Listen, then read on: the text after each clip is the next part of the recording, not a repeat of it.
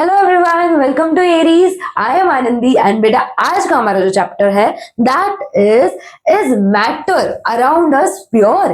क्या हमारे आजू बाजू जो मैटर है वो प्योर है क्या, ये ही पढ़ेंगे हम इस चैप्टर में। तो उससे पहले अगर आपने फर्स्ट लेक्चर नहीं देखा केमिस्ट्री का, कौन सा था, मैटर इन आवर सराउंडिंग्स, तो वो जाके देख लो ताकि आपके जो बेसिक बेसिक कंसेप्ट है रिलेटेड टू मैटर, सॉलिड क्या है, लिक्विड क्या है, गैस क्या है, उनके प्रॉपर्टीज क्या है, वो सारे बेसिक बेसिक कंसेप्ट्स क्लियर हो जाए। अगर वो क्लियर हो जाएंगे तो ये चैप्टर देखने में मजा भी उतना आएगा और उतना ही अच्छे से आप अंडरस्टैंड भी कर पाओगे। तो ये क्या है क्वेश्चन भाई, चैप्टर ही क्वेश्चन है, पूरा का पूरा चैप्टर को क्वेश्चन बना दिया है कि is matter around us pure. तो वही देखना है कि क्या मैटर प्योर है क्या। तो बेटा मैटर प्योर भी फॉर्म में होता है, मैटर इम्प्योर फॉर्म में भी होता है। बट अगर स्टिल कंफ्यूजन है कि मैटर क्या है तो सिर्फ स्टार्ट ही करेंगे मैटर की डेफिनेशन से। ठीक है, क्या था मैटर, क्या था, याद कर लो फर्स्ट चैप्टर में डेफिनेशन पढ़ी है। एनीथिंग दैट ऑक्यूपाई स्पेस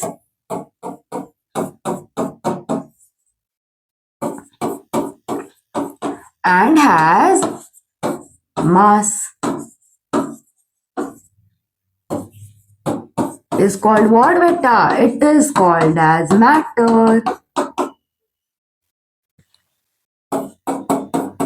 उसको ही हम क्या बोलेंगे, मैटर। तो मैटर क्या है भाई, कोई भी थिंग अगर जगह ऑक्यूपाई कर रही है और उसमें अगर मास है तो उसको ही हम मैटर बोलेंगे। फर्स्ट वीडियो में विथ एग्जांपल्स बलून के साथ खेल के बहुत अच्छे से हमने समझा कि मैटर क्या है। ठीक है, तो जो मैटर है बेटा, प्योर सब्सटेंसेस भी हो सकते हैं, मैटर इम्प्योर सब्सटेंसेस भी हो सकते हैं। तो प्योर सब्सटेंसेस क्या है, प्योर सब्सटेंसेस क्या है, प्योर सब्सटेंसेस है हमारे एलिमेंट्स और हमारे कंपाउंड्स। जो एलिमेंट्स है और जो एलिमेंट्स के मिलके कंपाउंड्स बनेंगे बेटा, वही है प्योर सब्सटेंसेस। एलिमेंट्स क्या है भाई, एलिमेंट्स क्या है, जो पीरियोडिक टेबल पढ़ा है, जो मैंने बताया था कि पीरियोडिक टेबल जो है उसके फर्स्ट 20 एलिमेंट्स आपको लर्न होने चाहिए 9th और 10th में। अगर आप हो, मैं मेरे बच्चों को 8 से ही लर्न करवा देती हूँ। बच्चे जो मेरे क्लास में पढ़ते हैं उनको मैं बोल देती हूँ कि 8 से ही पीरियोडिक टेबल के फर्स्ट 20 एलिमेंट्स लर्न कर लो।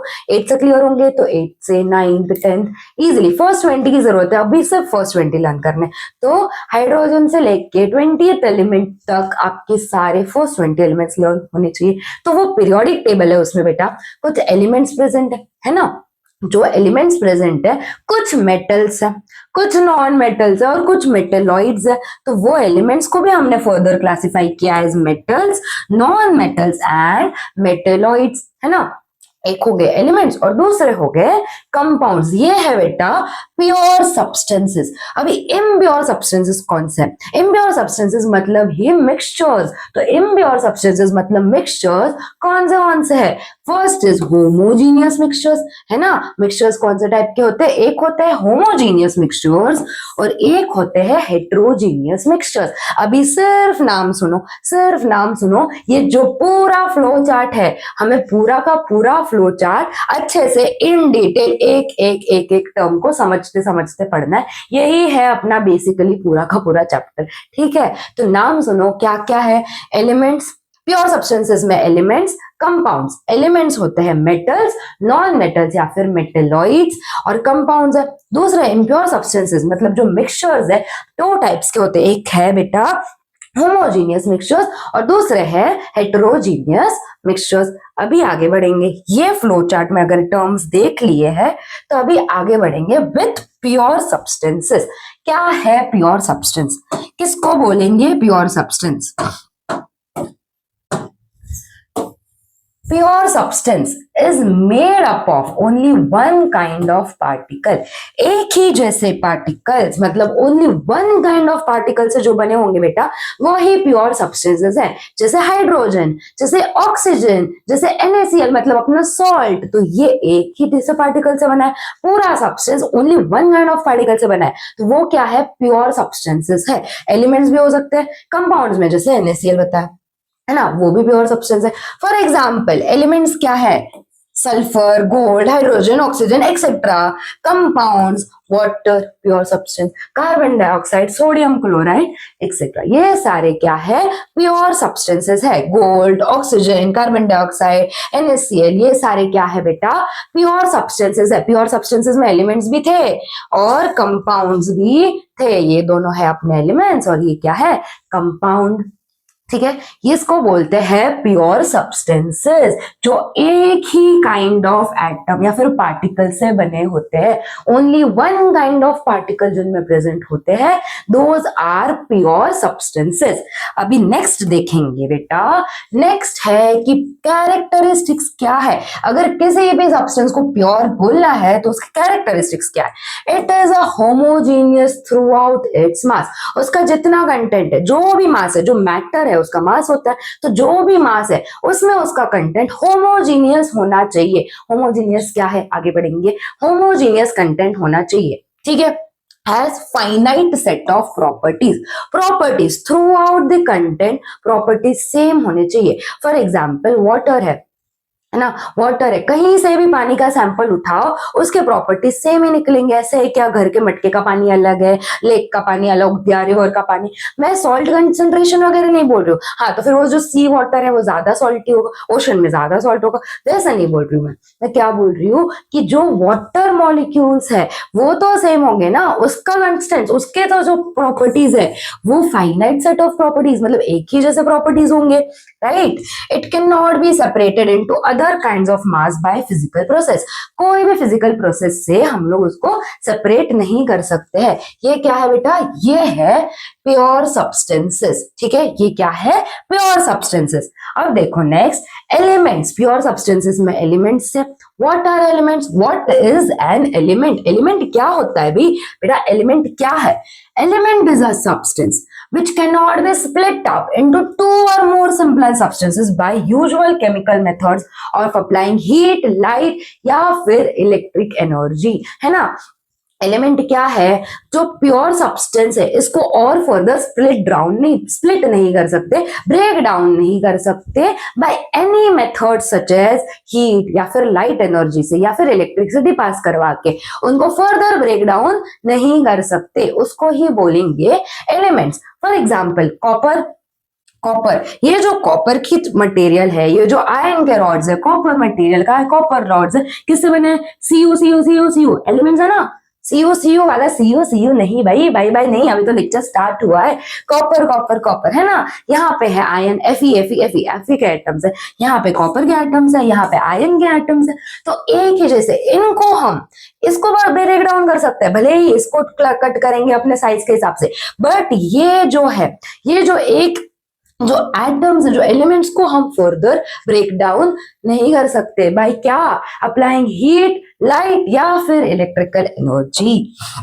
डेफिनेशन जहां जहां डिब्बे दिखेंगे, जहां जहां पे स्क्वायर बॉक्स दिखेंगे, वो आपको याद करने हैं. ये है आपके डेफिनेशंस. वापस से देखो, एलिमेंट क्या है? It is a substance which can not B split up, split नहीं कर सकते, into two or more similar substances by using chemical methods of applying heat, light या फिर इलेक्ट्रिक एनर्जी. ठीक है. एलिमेंट्स जो है बेटा, ऐसा ही क्या सिर्फ सॉलिड फॉर्म में होते हैं या सिर्फ लिक्विड फॉर्म में होते हैं? नहीं, एलिमेंट्स तीनों स्टेट्स में एग्जिस्ट करते हैं, सॉलिड भी, लिक्विड भी एंड गैसियस भी. तो कौन सा एलिमेंट सॉलिड फॉर्म में होता है? सॉलिड है सोडियम, सॉलिड फॉर्म में है सोडियम, मतलब Na. कार्बन के जो एलिमेंट्स है, ये जो सोडियम है, Na है, मतलब सोडियम का फॉर्मूला Na है, carbon C, sodium carbon. Liquids क्या है बेटा? लिक्विड में होते हैं मर्क्यूरी एक लिक्विड एलिमेंट है, ब्रोमीन एक लिक्विड एलिमेंट है. मेटल्स, नॉन मेटल्स की कोई बात नहीं हो रही, सिर्फ हम लोग यहाँ पे एलिमेंट्स स्टडी कर रहे हैं, ओवरऑल एलिमेंट्स की बात हो रही है. ठीक है. गैसेस में क्या है? हाइड्रोजन है ना. हाइड्रोजन एक गैस है, ऑक्सीजन एक गैस है. तो एलिमेंट्स है वो सॉलिड्स भी होते हैं, वो लिक्विड फॉर्म में भी होते हैं एंड गैसियस फॉर्म में भी होते हैं. Elements can be solids, liquids और गैसेस. ठीक है बेटा. Next, understanding the terms. अभी टर्म समझने हैं, एलिमेंट्स पढ़ लिए हैं तो अभी टर्म समझने हैं. क्यों भाई, इनके आगे जरूरत पड़ेगी इसलिए। ये टर्म्स अभी क्लियर हो जाएंगे तो हम जब आगे प्रॉपर्टीज पढ़ेंगे मेटल्स नॉन मेटल्स की तभी इजी हो जाएगा। क्या टर्म्स है? First is malleability. यहाँ पे देखो गोल्ड है ना, गोल्ड है, उसको हैमर किया या फिर बीट किया तो क्या हो गया, it is converted into a thin sheet. Gold is converted into a thin sheet. तो क्या है मतलब, इसी प्रॉपर्टी को, ये जो प्रॉपर्टी है जिसकी वजह से हमने ये गोल्ड को थिन शीट में कन्वर्ट किया, थिन शीट में कन्वर्ट किया मतलब ये जो है इट इज मेलिएबल। ये क्या है? मेलिएबल। जो प्रॉपर्टी जिससे हम एक सब्सटेंस को बीट करके हैमर करके एक थिन शीट में कन्वर्ट कर सकते हैं उसको ही बोलते हैं मेलिएबिलिटी। पढ़ेंगे definition. The property which allows the metals to be hammered और बीटन इनटू थिन शीट्स, और एक कंडीशन, विदाउट ब्रेकिंग। भाई टूटने नहीं चाहिए, उनको थिन शीट में बीट कर रहे बना रहे हैं, they won't break, it is called malleability. Example, कौन सा सब्सटेंस, कौन सा एलिमेंट मेलिएबल है? गोल्ड। ठीक है, डक्ट, एल्यूमिनियम भी, एल्यूमिनियम भी, गोल्ड भी। जैसे तुम लोग फॉइल्स, जैसे रोटी वगैरह हम लोग रैप करते हैं फॉइल्स में, तो वो भी मेलिएबल है ना, वो भी एक एलिमेंट है, वो भी मेलिएबल सब्सटेंस है। तो मेलिएबिलिटी समझ में आ गया होगा, जिससे हम जो एलिमेंट्स है उनको बीट डाउन कर सकते हैं, हैमर करके हम उनको थिन शीट्स में कर सकते हैं, वो मेलिएबिलिटी है। अभी डक्टिलिटी, डक्टिलिटी क्या है बेटा? What is ductility? डक्टिलिटी मतलब कि कोई भी मेटल है उसको हमने थिन वायर्स में कर सकते हैं, उसको हम थिन वायर्स में कन्वर्ट कर सकते हैं। जैसे ये कॉपर है, कॉपर को हमने थिन वायर्स में कन्वर्ट किया। कॉपर वायर्स कहाँ कहाँ पे प्रेजेंट होते हैं आपने देखे होंगे, देखे भी नहीं होंगे तो आइडिया होगा कि कॉपर वायर है यहाँ पे, तो वो मुझे कॉमेंट डाउन करके बताना है। आपकी डेली लाइफ में आपके आजू बाजू, मेरे आजू बाजू भी है बट कहाँ पे विजिबल नहीं है, बट देखो सोचो कि कॉपर वायर्स कहाँ पे यूज होते हैं and let me know in the comment section कि कॉपर वायर्स कहाँ पे यूज होते हैं। मतलब हमने कॉपर को वायर के फॉर्म में कन्वर्ट किया है, मतलब कॉपर इज डक्टाइल है ना, copper is ductile, it follows the property of ductility, the property which allows the metals to be drawn or stretched into thin wires without breaking। Again यहाँ पे भी breaking नहीं होनी चाहिए, यहाँ पे भी टूटना नहीं चाहिए, उसको बोलेंगे डक्टिलिटी, उस प्रॉपर्टी को बोलेंगे डक्टिलिटी। तो मेलिएबिलिटी भी लर्न करनी है, डेफिनेशन हो ही नहीं होगी। लर्न क्या करना है बेटा इसमें? अंडरस्टैंडिंग वाली बात है भाई, कंसेप्ट्स अंडरस्टैंड करने की बात है। और डक्टिलिटी, ठीक है, दोनों क्लियर है? What is malleability, what is ductility? Clear है तो आगे बढ़ेंगे।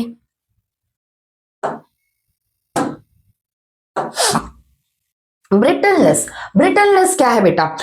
हम लोग मेलिएबिलिटी देखा, हमने डक्टिलिटी देखा कि हम किसी भी सब्सटेंस को, अगर कोई भी मेटल को थिन शीट में कर सकते हैं तो मेलिएबल है। अगर वही कोई भी मेटल को हम वायर्स में ड्रॉ कर सकते हैं, वायर्स बना सकते हैं उससे, तो वो डक्टाइल है।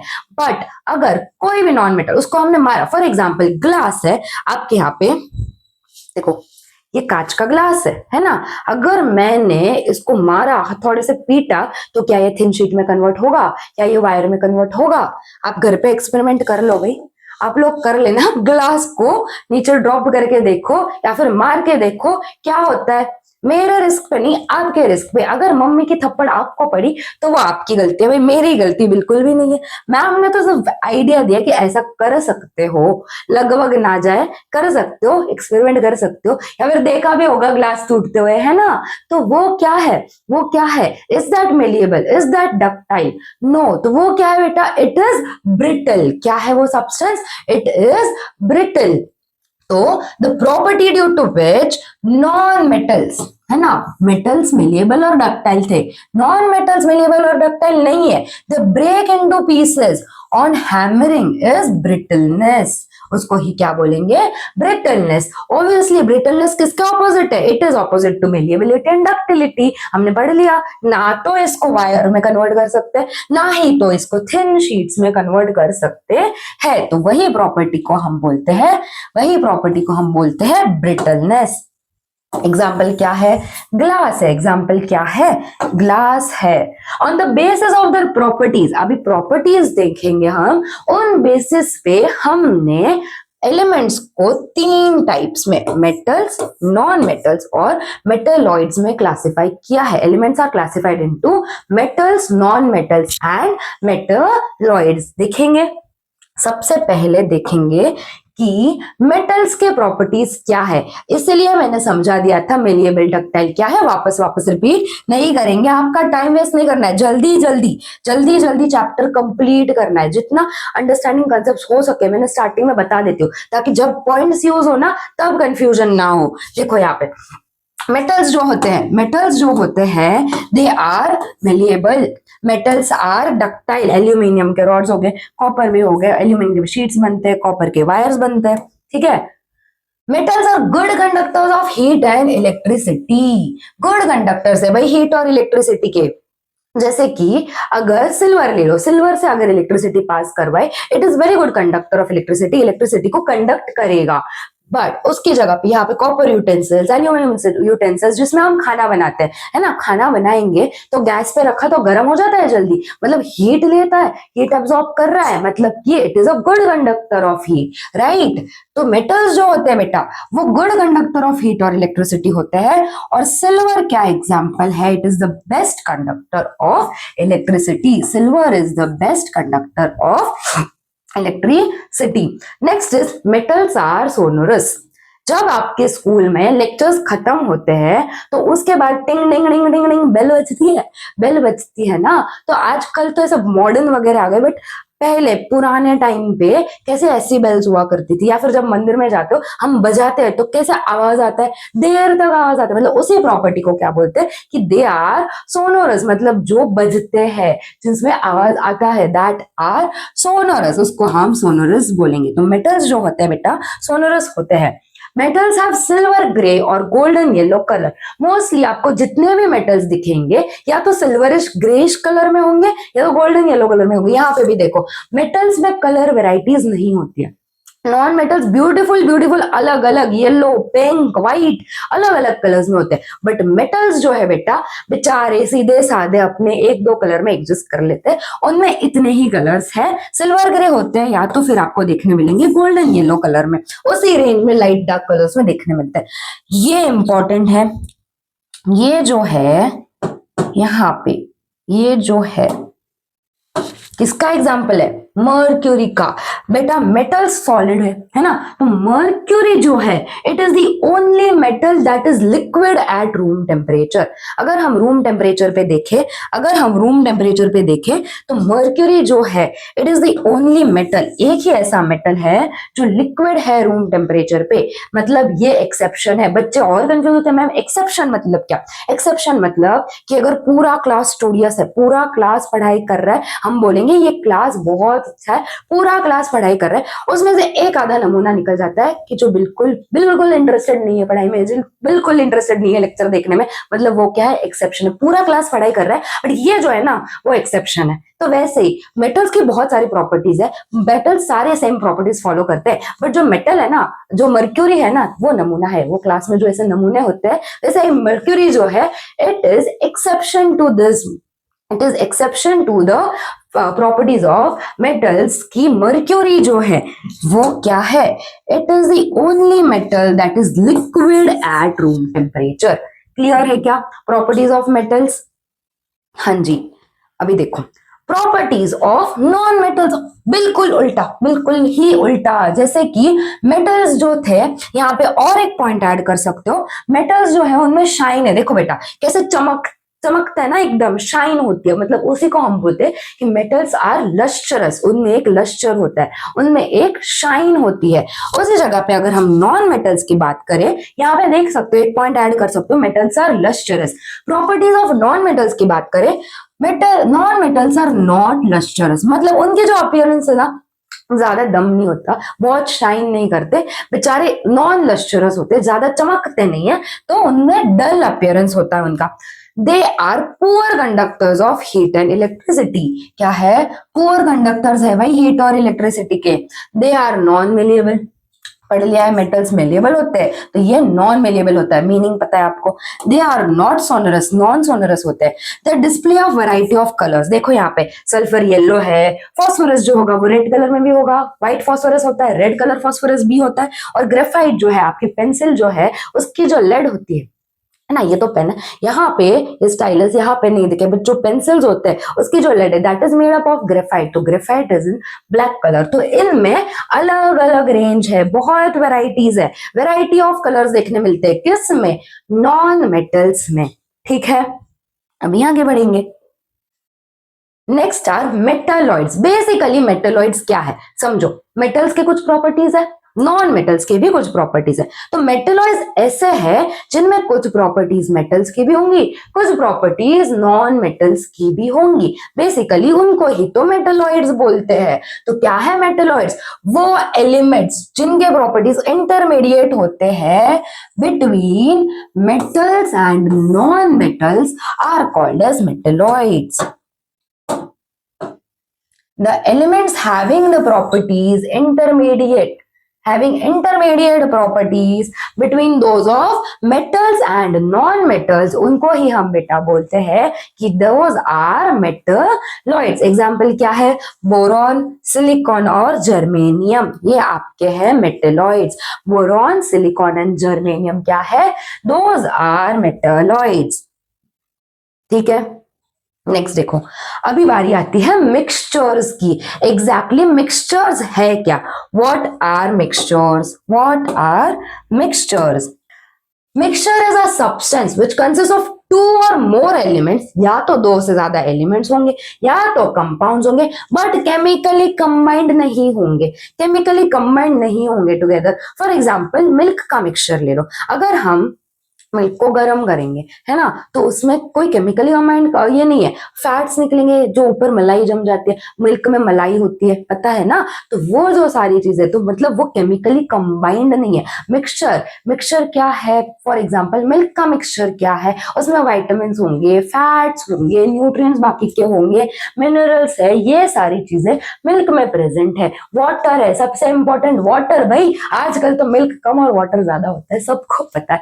ठीक है, जो मिक्सचर्स है इसको हम क्या बोलेंगे, it is a mixture, milk is a mixture of water, proteins, sugar, fat, minerals and vitamins, इसको हम मिक्सचर बोलेंगे। तो क्या है mixture, a mixture is a substance which consist of two or more elements or compounds not combined chemically, not combined chemically, उनको हम बोलेंगे mixtures. अभी जो मिक्सचर्स है वो भी बेटा दो टाइप में क्लासिफाइड है। जो मिक्सचर्स है, एक होते हैं होमोजीनियस मिक्सचर्स, एक होते हैं हेट्रोजीनियस मिक्सचर्स।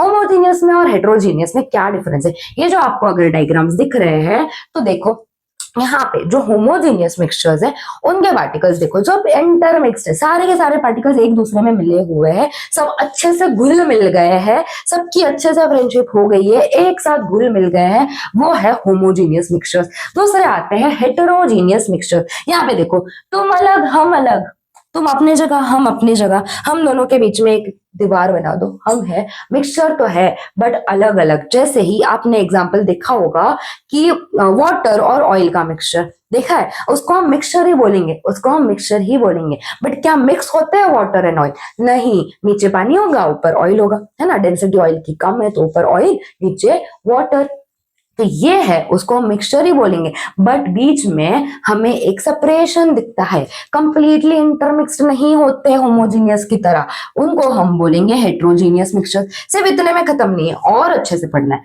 और अच्छे से पढ़ना है। अभी बारी देखो होमोजीनियस मिक्सचर की। यहाँ पे एग्जांपल है कॉपर सल्फेट सोल्यूशन का। कॉपर सल्फेट जो सोल्यूशन है, यहाँ पे आपको वाटर अलग दिख रहा है क्या, CuSO4 अलग दिख रहा है, कॉपर सल्फेट जो सोल्यूशन है वहां पे कॉपर अलग वाटर अलग ऐसा कुछ दिख रहा है क्या, नहीं, पूरा का पूरा सोल्यूशन ब्लू कलर पूरा का पूरा मिक्स्ड है, कोई अलग लाइनिंग्स कोई सेपरेशन नहीं दिख रहे हैं। तो these mixtures, those mixtures in which the substances are completely mixed together, substances जो है वो कंप्लीटली मिक्स हो जाएंगे, एक दूसरे में कंप्लीटली घुल मिल जाएंगे और उनको हम डिस्टिंग्विश नहीं कर सकते। दिख रहा है क्या यहाँ पे? अगर मैं बोलूं ये पानी में नमक है, ये पानी में नमक है, क्या आपके पानी में नमक है? ये पानी में नमक है, तो आप बोल सकते हो क्या मैम नहीं है? मैं तो बोलूंगी है, मैंने 2 पिंच ऑफ नमक डाला था पानी में, तो आपको दिख रहा है कि है कि नहीं है? नहीं डिस्टिंग्विश कर सकते ना, यहाँ पे दिखेंगे सॉल्ट के पार्टिकल्स? नहीं दिखेंगे, एक्चुअल में नहीं है इसमें। बट अगर मैंने बोला होता है तो आप डिनाई भी नहीं कर सकते, क्योंकि डिस्टिंग्विशेबल है क्या, दिख रहा है क्या कि यहाँ पे नहीं है, यहाँ पे हम लोग नहीं कर सकते अनलेस एंड अनलेस उतना नमक की, वो सब आगे देखेंगे, वो सब आगे देखेंगे। बट ये अगर नहीं, इसमें नहीं है, अगर मैंने बताया अभी कि इसमें नमक है तो मान लेते ना, तुम लोग मान ही लेते, मेरे प्यारे बच्चे हैं, सब मानते हैं मैम का, है ना। वो जो मिक्सचर्स होते हैं बेटा इनडिस्टिंग्विशेबल होते हैं। कैसे होंगे इनडिस्टिंग्विशेबल? मतलब हम अलग अलग देख नहीं सकते कि ये अच्छा NaCl है, अच्छा ये H2 है, नहीं हो सकता वैसे, है ना। तो वो इनडिस्टिंग्विशेबल है, उनको हम बोलेंगे होमोजेनियस मिक्सचर्स। वापस देखो, those mixtures in which the substances are completely mix together, completely mix हो गए and are indistinguishable from one another are called as homogeneous mixtures. उनको हम क्या बोलेंगे? होमोजेनियस मिक्सचर्स बोलेंगे। It has a uniform composition throughout its mass. जो glass of water, जो glass लिया, मतलब यहाँ पे देखो, ये जो कॉपर सल्फेट सोल्यूशन है, अगर मैं बोलूं यहां से थोड़ा सैंपल, यहाँ पे भी, यहाँ पे भी, यहाँ पे भी, हर जगह पे उसका कंपोजिशन सिमिलर होगा एंड उनके बीच में कोई बाउंड्रीज विजिबल नहीं है। यहाँ पे भी सेम कंपोजिशन, यहाँ पे भी, यहाँ पे भी, यहाँ पे भी, हर जगह पे कंपोजिशन कैसा होगा? हर जगह पे कंपोजिशन होगा सेम, ठीक है। तो जो मिक्सचर्स है, होमोजेनियस मिक्सचर्स है, उनका composition throughout its mass same रहेगा। No visible boundaries between the various constituents. अलग अलग जो कॉन्स्टिट्यूएंट्स है बेटा, उनमें कोई भी विजिबल बाउंड्रीज नहीं दिखेंगे। दिख रहे हैं क्या? नो, नहीं दिख रहे मैम। तो फॉर एग्जाम्पल मैंने बताया सॉल्ट का सोल्यूशन, शुगर का सोल्यूशन, सी वाटर, एल्कोहल और वाटर का मिक्सचर, एल्कोहल एंड वाटर का मिक्सचर, ये सारे क्या है बेटा? ये सारे मिक्सचर्स जो है वो एग्जाम्पल्स है ऑफ होमोजीनियस मिक्सचर्स। ठीक है बेटा, क्लियर है क्या what are homogeneous mixtures? Okay, next is बेटा heterogeneous mixtures. What are heterogeneous mixtures? क्या है heterogeneous mixtures? Those substances in which those mixtures होना चाहिए actually, those mixtures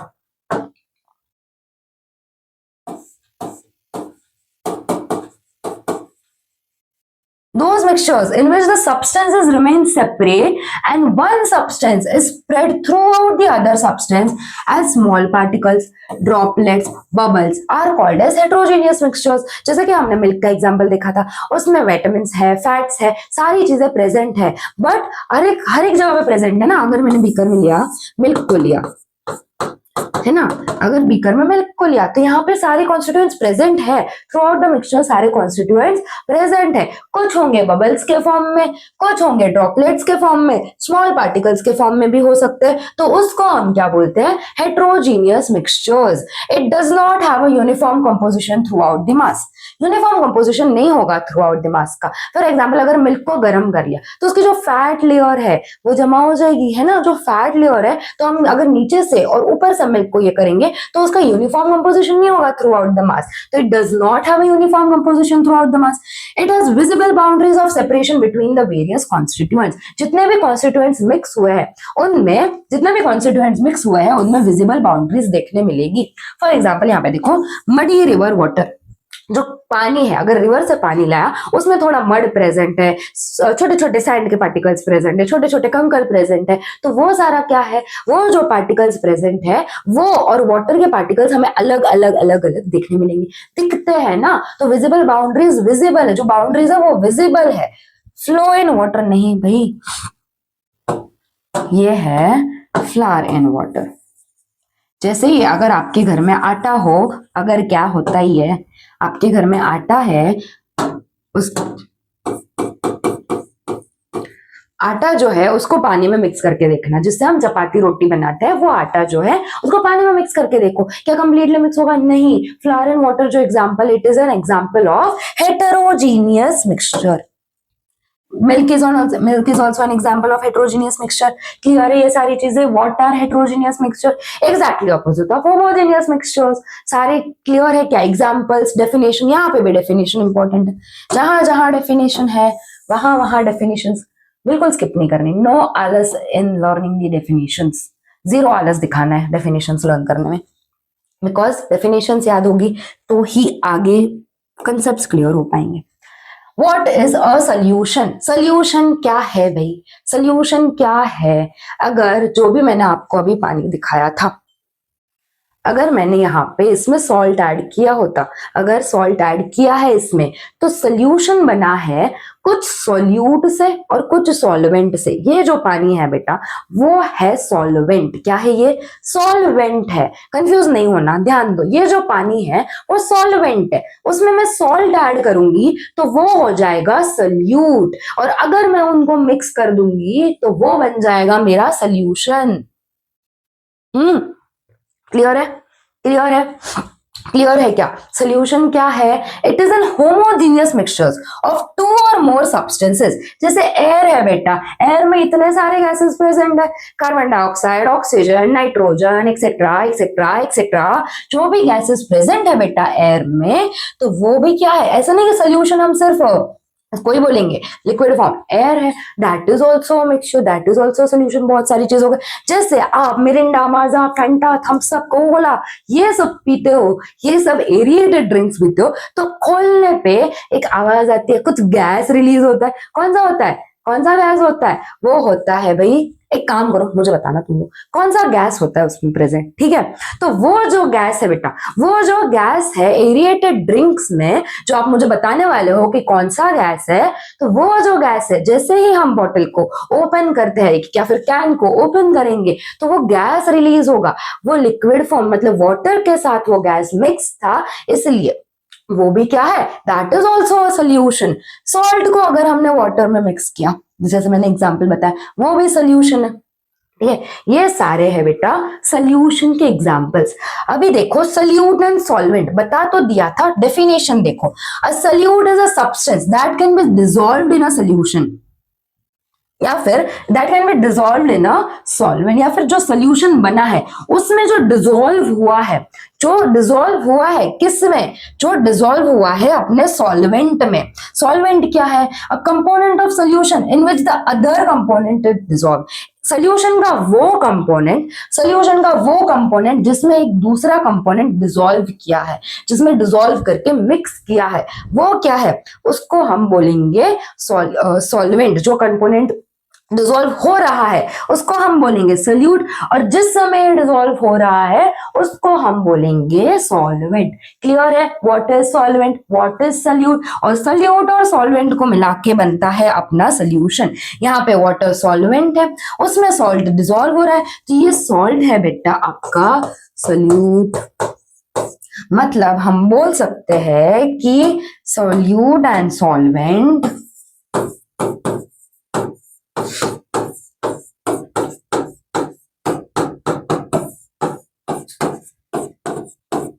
gives solution, है ना? सोल्यूट और सॉल्वेंट जब मिक्स होंगे उनको हम, वो मिक्सचर को हम बोलते हैं क्या? उसको हम बोलते हैं सोल्यूशन। सोल्यूट और सॉल्वेंट में वापस से बता रही हूँ, कंफ्यूज नहीं होना है, याद रखना है सोल्यूट क्या है, सॉल्वेंट क्या है। ठीक है, व्हाट इज सोल्यूट? एक ऐसे करेंगे तो खराब लगेगा, जाने दो, नोट्स आपके बिगड़ जाएंगे, कोई बात नहीं, ये याद रखना। ठीक है, ये याद रखना, सोल्यूट क्या है, सॉल्वेंट क्या है। ठीक है, क्लियर है? सॉल्यूट और सॉल्वेंट ये याद रखना है। आगे जब हम लोग और एग्जांपल्स देखेंगे, हेट्रोजीनियस जो भी एग्जांपल्स हम देखने वाले बेटा, उसमें बार बार सॉल्यूट एंड सॉल्वेंट यूज हो रहा है। स्टिल अगर बता रही हूँ कंसेप्ट क्लियर नहीं है, 2-3 बार डेफिनेशन पढ़ो, वापस से रिवर्स करो वीडियो को, देखो वापस से कि सॉल्यूट क्या समझा है, सॉल्वेंट क्या देखा है, बट कंफ्यूजन नहीं रखना है इसमें सॉल्यूट और सॉल्वेंट में। अब देखो एग्जाम्पल्स, अभी जो सॉल्यूट और सॉल्वेंट है, एक लिक्विड हो सकता है, एक गैसियस हो सकता है, एक सॉलिड हो सकता है, एक लिक्विड हो सकता है, तो उस बेसिस पे हमने एग्जाम्पल्स लिए। A solution of sugar in water, sugar क्या है भाई, कौन सा फॉर्म में है, सॉलिड या लिक्विड? शुगर है अपना, शुगर के जो क्रिस्टल्स है सॉलिड फॉर्म में, और वाटर जो है वो लिक्विड फॉर्म में, ऑब्वियसली मैम, ये तो हमें पता है। Solution of sugar in water is solid in liquid solution, है ना, सॉलिड है in liquid solution. In the solution sugar क्या है भाई, सॉल्यूट है, और water is solvent. Next, a solution of iodine, जिसको ही हम बोलते हैं, मतलब जो आयोडीन और अल्कोहल, आयोडीन जब हमने अल्कोहल में डाला उसको हम बोलेंगे tincture of iodine. Has iodine जो सॉलिड है एज अ सोल्यूट, और जो अल्कोहल है एज अ सॉल्वेंट। तो जो टिंचर ऑफ आयोडीन है उसमें क्या प्रेजेंट है, आयोडीन प्रेजेंट है एंड अल्कोहल प्रेजेंट है। Next is aerated drinks, aerated drinks like soda water etcetera are gas and liquid solution, gas present है। मैंने होमवर्क दिया था, मैंने बताया था कि आप बताना, बट क्या कर सकते हैं, मजबूरी, हर एक चीज प्रोवाइडेड है, हर एक चीज प्रोवाइडेड है। This contains carbon dioxide, this contains carbon dioxide as solute and water as a solvent, ठीक है। Air is a mixture of gases, ये हमने बता दिया था। ऑक्सीजन है भाई, नाइट्रोजन है, कार्बन डाइऑक्साइड है, मेनली ऑक्सीजन नाइट्रोजन होता है, बाकी सब गैसेस भी प्रेजेंट होते हैं। कार्बन डाइऑक्साइड पोल्यूशन की वजह से SO3 SO2 बाकी जितने जितने जितने भी गैसेस प्रेजेंट है वो air is a mixture of gas and gas, मतलब गैस और गैस प्रेजेंट है एयर में। ये एग्जांपल्स क्लियर है? हाँ जी बेटा क्लियर है क्या? तो आगे देखो, अभी बताओ कंपाउंड क्या है। जो भाई दो या दो से ज्यादा एलिमेंट से मिलके बने होंगे उनको ही हम कंपाउंड्स बोलेंगे। जो दो या दो से ज्यादा एलिमेंट से मिलके बने होंगे उनको ही हम कंपाउंड बोलेंगे। A compound is a substance made up of two or more elements, और ये होते हैं केमिकली कंबाइंड, है ना। मिक्सचर्स होते थे केमिकली कंबाइंड थे या mixtures? No, mixtures chemically combined नहीं थे। ये जो कंपाउंड्स है these are chemically combined together in a fixed proportion, fix proportion में रहते हैं। वाटर कहीं का भी लाओ H2O का प्रोपोर्शन सेम रहेगा। NaCl कहीं से भी उठाओ NaCl, Na और Cl का प्रोपोर्शन सेम रहेगा। मतलब वाटर कंपाउंड है, NaCl कंपाउंड है, और कार्बन डाइऑक्साइड भी कंपाउंड है। ये एग्जांपल है लिक्विड का, ये सॉलिड का, और ये गैसियस का। क्लियर है क्या कंपाउंड्स क्या है? क्लियर है क्या? मैम बचपन से पढ़ते आ रहे एलिमेंट्स, कंपाउंड्स, बेसिक बेसिक सी चीजें हैं, हम इतने तो होशियार है कि हमें ये सब तो पता है, ठीक है। एलॉय, एलॉय में बच्चे कंफ्यूज रहते हैं, और क्यों कंफ्यूज रहते हैं पता नहीं भाई, क्यों कंफ्यूज रहते हो तुम लोग? हैं कुछ ऐसा है कंफ्यूजन होने जैसा? यहाँ पे देखो ब्रास जो है, ब्रास जो है वो मिक्सचर है किसका, जिंक और कॉपर का। जो जिंक और कॉपर ने मिलके क्या बनाया, ब्रास बनाया। कितने परसेंट जिंक था, 30% जिंक था, 70% कॉपर है। तो उन दोनों का जब हम मिक्सचर करेंगे एक अलॉय क्रिएट होगा, उसको हम ब्रास बोलते हैं।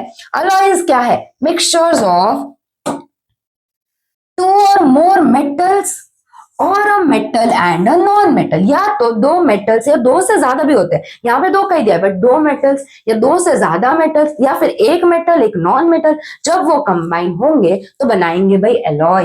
And can not be separated into their components by physical method, physical method से हम उनको उसके अलग अलग कंपोनेंट्स में सेपरेट नहीं कर सकते। बट स्टिल एलॉय को मिक्सचर क्यों बोलते हैं? Because it shows the properties of its constituents and can have variable composition.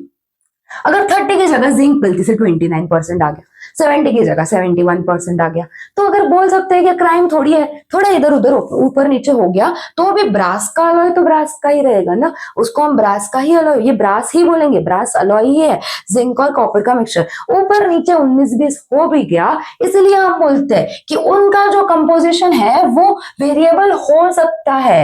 And it shows the properties of its constituents, उसके अलग अलग कॉन्स्टिट्यूएंट्स के प्रॉपर्टीज दिखाएगा ब्रास, जैसे जिंक की प्रॉपर्टी दिखाएगा, कॉपर की प्रॉपर्टी दिखाएगा।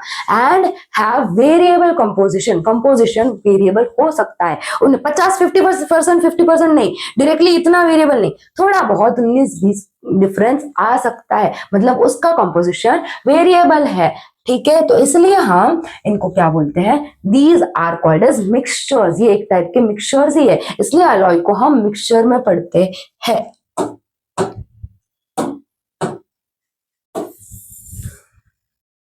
मैम कितने डिब्बे बना रहे हो? बताया है मैंने, जितने डिब्बे उतना लर्न, जितने डिब्बे जितने बॉक्सेस दिख रहे हैं उतना लर्न करना है भाई, उतना लर्न करनी है, उतनी डेफिनेशंस तो ऐसे लर्न हो जानी चाहिए। प्रॉपर्टीज ऑफ सोल्यूशन, क्या है properties of solution? Homogeneous heterogeneous देख लिया था, वापस वापस रिपीट नहीं करूंगी भाई, क्या है होमोजेनियस हेट्रोजीनियस, ठीक है। Solution is a homogeneous mixture. True. A solution is a homogeneous mixture. देखो बेटा, तीन चीजें होती है, सोल्यूशन होता है, सस्पेंशन होता है, कोलॉइड होता है। तीनों में डिफरेंस भी पूछूंगी, डिफरेंस भी आता है कि सस्पेंशन, सोल्यूशन और कोलॉइड में क्या डिफरेंस है, तो वो आपको पता होना चाहिए। तो पहले यहाँ पे हम देखते हैं, बात करेंगे अगर सोल्यूशन की, it is a homogeneous mixture, ठीक है। Particles of solution are smaller than 1 nanometer. 1 nanometer मतलब क्या? ये 10⁻⁹, 10 raised to, it is equal to 10 raised to -9 metre. 1 nanometer मतलब क्या? कितना छोटा होता है, इमेजिन करो, 10 raised to -9 मतलब 1 डिवाइडेड बाय 1 के आगे 9 zeros, तो it is as small as 1 nanometer, 1 nanometer से छोटा in diameter, so they can not be seen by naked eyes. Obviously अपनी आंखें माइक्रोस्कोप तो है नहीं कि इतने छोटे पार्टिकल्स को देख पाए, तो मतलब नेकेड आइज से सोल्यूशन के पार्टिकल्स दिखते नहीं है। Because of very small particle size they do not scatter a beam of light. जहां पे भी स्कैटरिंग और बीम ऑफ लाइट की बात हो रही है बेटा, नाम सुनने आता है टिंडल इफेक्ट। कौन सा इफेक्ट भाई?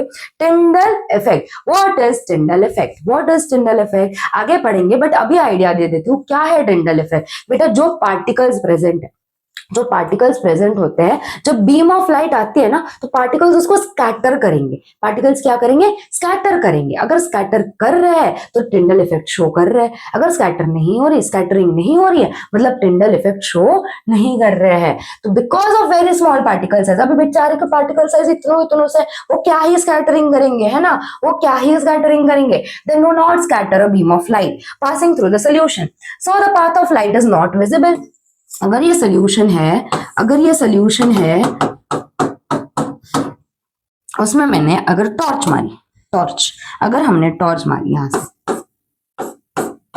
ठीक है, यहाँ पे, तो यहाँ पे हमें स्कैटरिंग नहीं दिखेगी, यहाँ पे हमें स्कैटरिंग नहीं दिखेगी, यहाँ पे स्कैटरिंग नहीं दिखेगी, यहाँ पे लाइट विजिबल नहीं होगी।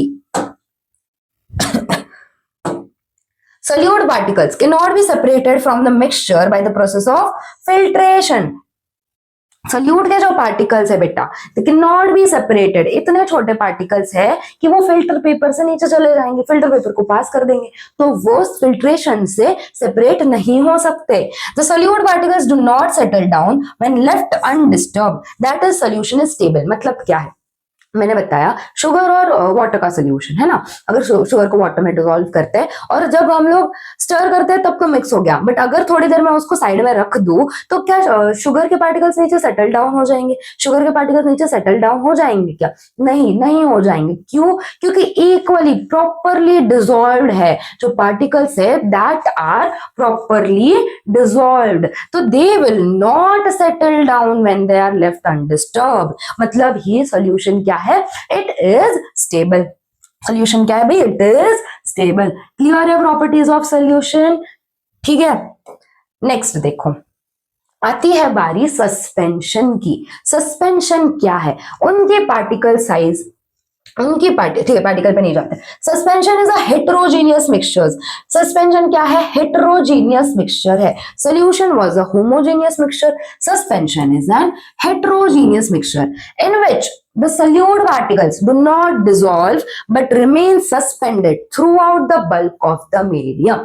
मतलब कि पार्टिकल सस्पेंडेड रहेंगे बल्क ऑफ द मीडियम, जो मीडियम है, जिसमें जो मीडियम है, मतलब जो ये है, ये अगर मेरे पास कोई सस्पेंशन है, particles throughout the medium suspended रहेंगे, particles throughout the medium suspended रहेंगे, बट ये डिसॉल्व ना करेंगे। बोलेंगे भाई हम डिसॉल्व नहीं होंगे, हम सिर्फ सस्पेंडेड रहेंगे, हम प्रेजेंट रहेंगे throughout the solution, throughout the suspension में, throughout the bulk of medium में, थ्रू आउट द मीडियम में हम प्रेजेंट जरूर रहेंगे, बट हम डिसॉल्व नहीं होंगे, हम डिसॉल्व नहीं होंगे, प्लीज हम डिसॉल्व नहीं होंगे। ठीक है। तो जो डिसॉल्व नहीं होंगे वो सस्पेंडेड रहेंगे, मीडियम में सस्पेंडेड रहेंगे, उनको हम बोलते हैं सस्पेंशन। ये जो है ये क्या बना हमारे पास, ये बना सस्पेंशन। सोल्यूशन में पार्टिकल्स डिसॉल्व हो रहे थे, सस्पेंशन में पार्टिकल्स डिसॉल्व नहीं होते, they remain suspended.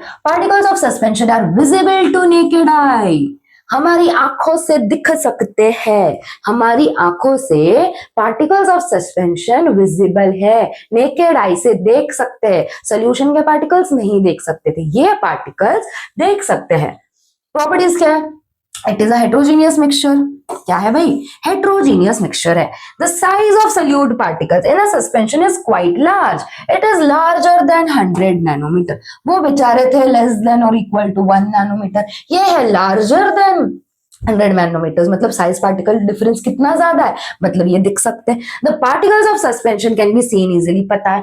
The particles of suspension do not pass through a filter paper, so suspension can be separated by filtration. यहाँ पे ध्यान दो, सस्पेंशन जो है फिल्ट्रेशन से सेपरेट कर सकते हैं पार्टिकल्स को। क्यों, क्योंकि पार्टिकल साइज ज्यादा है, पार्टिकल साइज ज्यादा है तो हम जब फिल्टर पेपर से फिल्टर करेंगे तो पार्टिकल सेटल डाउन हो जाएंगे, पार्टिकल्स हम लोग अलग सेपरेट आउट कर सकते हैं सस्पेंशन में, because particle size is large. Particle size large है तो फिल्टर पेपर को पास नहीं करेंगे, है ना, they do not pass through filter paper, इसलिए हम फिल्ट्रेशन से सेपरेट कर सकते हैं। Suspensions are unstable, the particles of suspension settle down after some time. जो सस्पेंशन है अनस्टेबल है, बिल्कुल ही अनस्टेबल है। अगर जब तक मैं उसको ऐसे मिक्स कर रही हूँ, जब तक हम उसको स्टर कर रहे हैं, तब तक पार्टिकल्स मस्त घूमेंगे घूमेंगे घूमेंगे, आराम से सस्पेंडेड रहेंगे। जैसे ही थोड़ी देर स्टर करना बंद कर दिया, थोड़ा टेंशन हटाने की, सेटल डाउन हो जाएंगे। थोड़ा टेंशन हटा नहीं, थोड़ा हमने सेटल्ड स्टर करना बंद कर दिया, थोड़ी देर रखेंगे अनडिस्टर्ब तो पार्टिकल सेटल डाउन कर जाएंगे। मतलब क्या है, suspensions are unstable. Suspension scatters a beam of light, obviously अभी पार्टिकल्स इतने बड़े बड़े हैं, जब बीम ऑफ लाइट आएगी it will obviously scatter that beam of light, है ना। तो जो सस्पेंशन है it will scatter the beam of light passing through it, because particles are quite large, particles की साइज बड़ी है तो बीम ऑफ लाइट को स्कैटर करेंगे पार्टिकल्स। यस, क्लियर है सस्पेंशन, सोल्यूशन क्लियर है, सस्पेंशन क्लियर है। अब बारी आती है बेटा अपने कोलॉइड की। What is a colloid?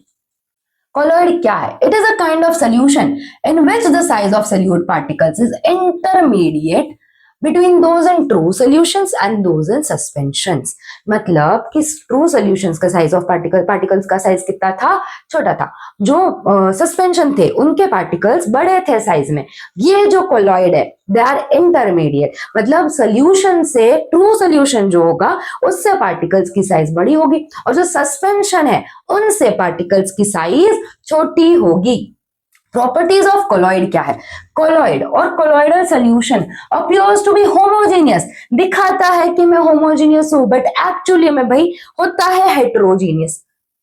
Actually में हेट्रोजीनियस होता है, दिखाएगा कि नहीं आई एम होमोजीनियस, कंटिन्यूअसली मैं होमोजीनियस नेचर फॉलो करता हूँ, बट एक्चुअली में वो होता है हेट्रोजीनियस। मतलब कोलॉइड क्या है? It is heterogeneous. Size of particles in colloid is bigger than in true solution but smaller than in suspension. It is between 1 to 100 nanometer, है ना। बता दिया है ये, बता दिया है। Particles of most of the colloids can not be scene even with microscope. बहुत सारे कोलॉइड के पार्टिकल्स, अभी उसकी एक पर्टिकुलर रेंज ये नहीं है कि इतना ही होगा, इतने ही नैनोमीटर का होगा, उसमें भी डिफरेंस है। कुछ कोलॉइड के पार्टिकल्स है वो इतने छोटे हैं कि माइक्रोस्कोप से नहीं दिख सकते। Particles of a colloid can pass through a filter paper, so colloid can not be separated by filtration, है ना। जो पार्टिकल्स ऑफ कोलॉइड है वो भी छोटे हैं साइज में, सस्पेंशन से तो छोटे ही है साइज में, तो सोल्यूशन की इक्वल यहाँ पे अगर 2, 3, 8, 10, 12 नैनोमीटर्स होंगे तो क्या होगा, they will easily pass the filter paper. छोटे हैं, फिल्टर पेपर से पास कर जाएंगे, तो सेपरेशन नहीं कर सकते बाय फिल्ट्रेशन, उनका सेपरेशन पॉसिबल नहीं है बेटा बाय फिल्ट्रेशन। क्लियर है क्या बेटा? तीनों क्लियर है क्या अच्छे से? Solution, suspension and colloid. कोई डिफरेंस नहीं होना चाहिए, कोई डिफिकल्टी नहीं होनी चाहिए, कुछ प्रॉब्लम नहीं होनी चाहिए, बिकॉज इंपॉर्टेंट है। देख लो, अभी तुम्हारे लिए सब तैयार करके, इतना जो हमने पढ़ा इतने में ही है सब कुछ। इतना एग्जाम जब भी होगी ये रिवाइज करके जाना, जब भी एग्जाम होगी ये रिवाइज करके जाना। कितनी इजी कर देते हैं तुम्हारे लिए चीजें। तुम बस पढ़ाई करो, बाकी का काम मैं करती हूँ। तुम लोग बस पढ़ाई करो, बाकी मुझ पे छोड़ दो। इजी इजी करने का काम मुझ पे छोड़ दो। Properties of solutions, colloids and suspensions. Size के हिसाब से लिखा है, पहले सोल्यूशन फिर सस्पेंशन एंड में, और कोलॉइड की साइज उन दोनों के बीच में होती है, तो कोलॉइड इन दी सेंटर। ठीक है। पार्टिकल टाइप क्या है? आयंस होते हैं, एटम्स होते हैं, या फिर मॉलिक्यूल्स होते हैं। जल्दी जल्दी पढ़ रही हो बिकॉज सब कुछ समझा दिया है। ठीक है, सिर्फ रीड आउट कर रही हो, आप वापस से लर्न इसमें से करना। पार्टिकल टाइप आयंस, एटम्स या फिर मॉलिक्यूल्स होते हैं। कोलॉइड में होते हैं बेटा लार्ज मॉलिक्यूल्स और पार्टिकल्स, और सस्पेंशन में होते हैं लार्ज पार्टिकल्स और aggregate of the particles. Particle size क्या है? 0.1 से 1 नैनोमीटर तक। इनकी क्या होगी? Between the solution and suspension. Solution की है 1, सस्पेंशन की है 100, तो 1 और 100 नैनोमीटर के बीच में। सस्पेंशन की क्या है? 1000 नहीं बेटा, यहां पे होगा 100। कितनी है सस्पेंशन की? 100 नैनोमीटर्स। ठीक है, और उससे बड़े भी हो सकते हैं। इफेक्ट ऑफ लाइट, इतने छोटे स्कैटरिंग नहीं करेंगे। कोलॉइड में पार्टिकल्स बेटा एग्जिबिट्स टिंडल इफेक्ट, छोटे हैं बट टिंडल इफेक्ट दिखाएंगे, स्कैटरिंग होगी लाइट की। सस्पेंशन में एग्जिबिट्स टिंडल इफेक्ट, ये भी करेंगे, ये तो बड़े ही है particles so obviously. Effect of gravity क्या है? स्टेबल, डज नॉट सेपरेट, है ना। स्टेबल होते हैं, हमने दिखाया, मैंने बोला था ये होते हैं स्टेबल, ये भी सेपरेट नहीं, ये होते हैं अनस्टेबल इन सेडिमेंट फॉर्म्स, ये सब पढ़ाया है। Filtration, particles not retain on filter, छोटे हैं पार्टिकल्स फिल्टर पे रिटेन नहीं होंगे।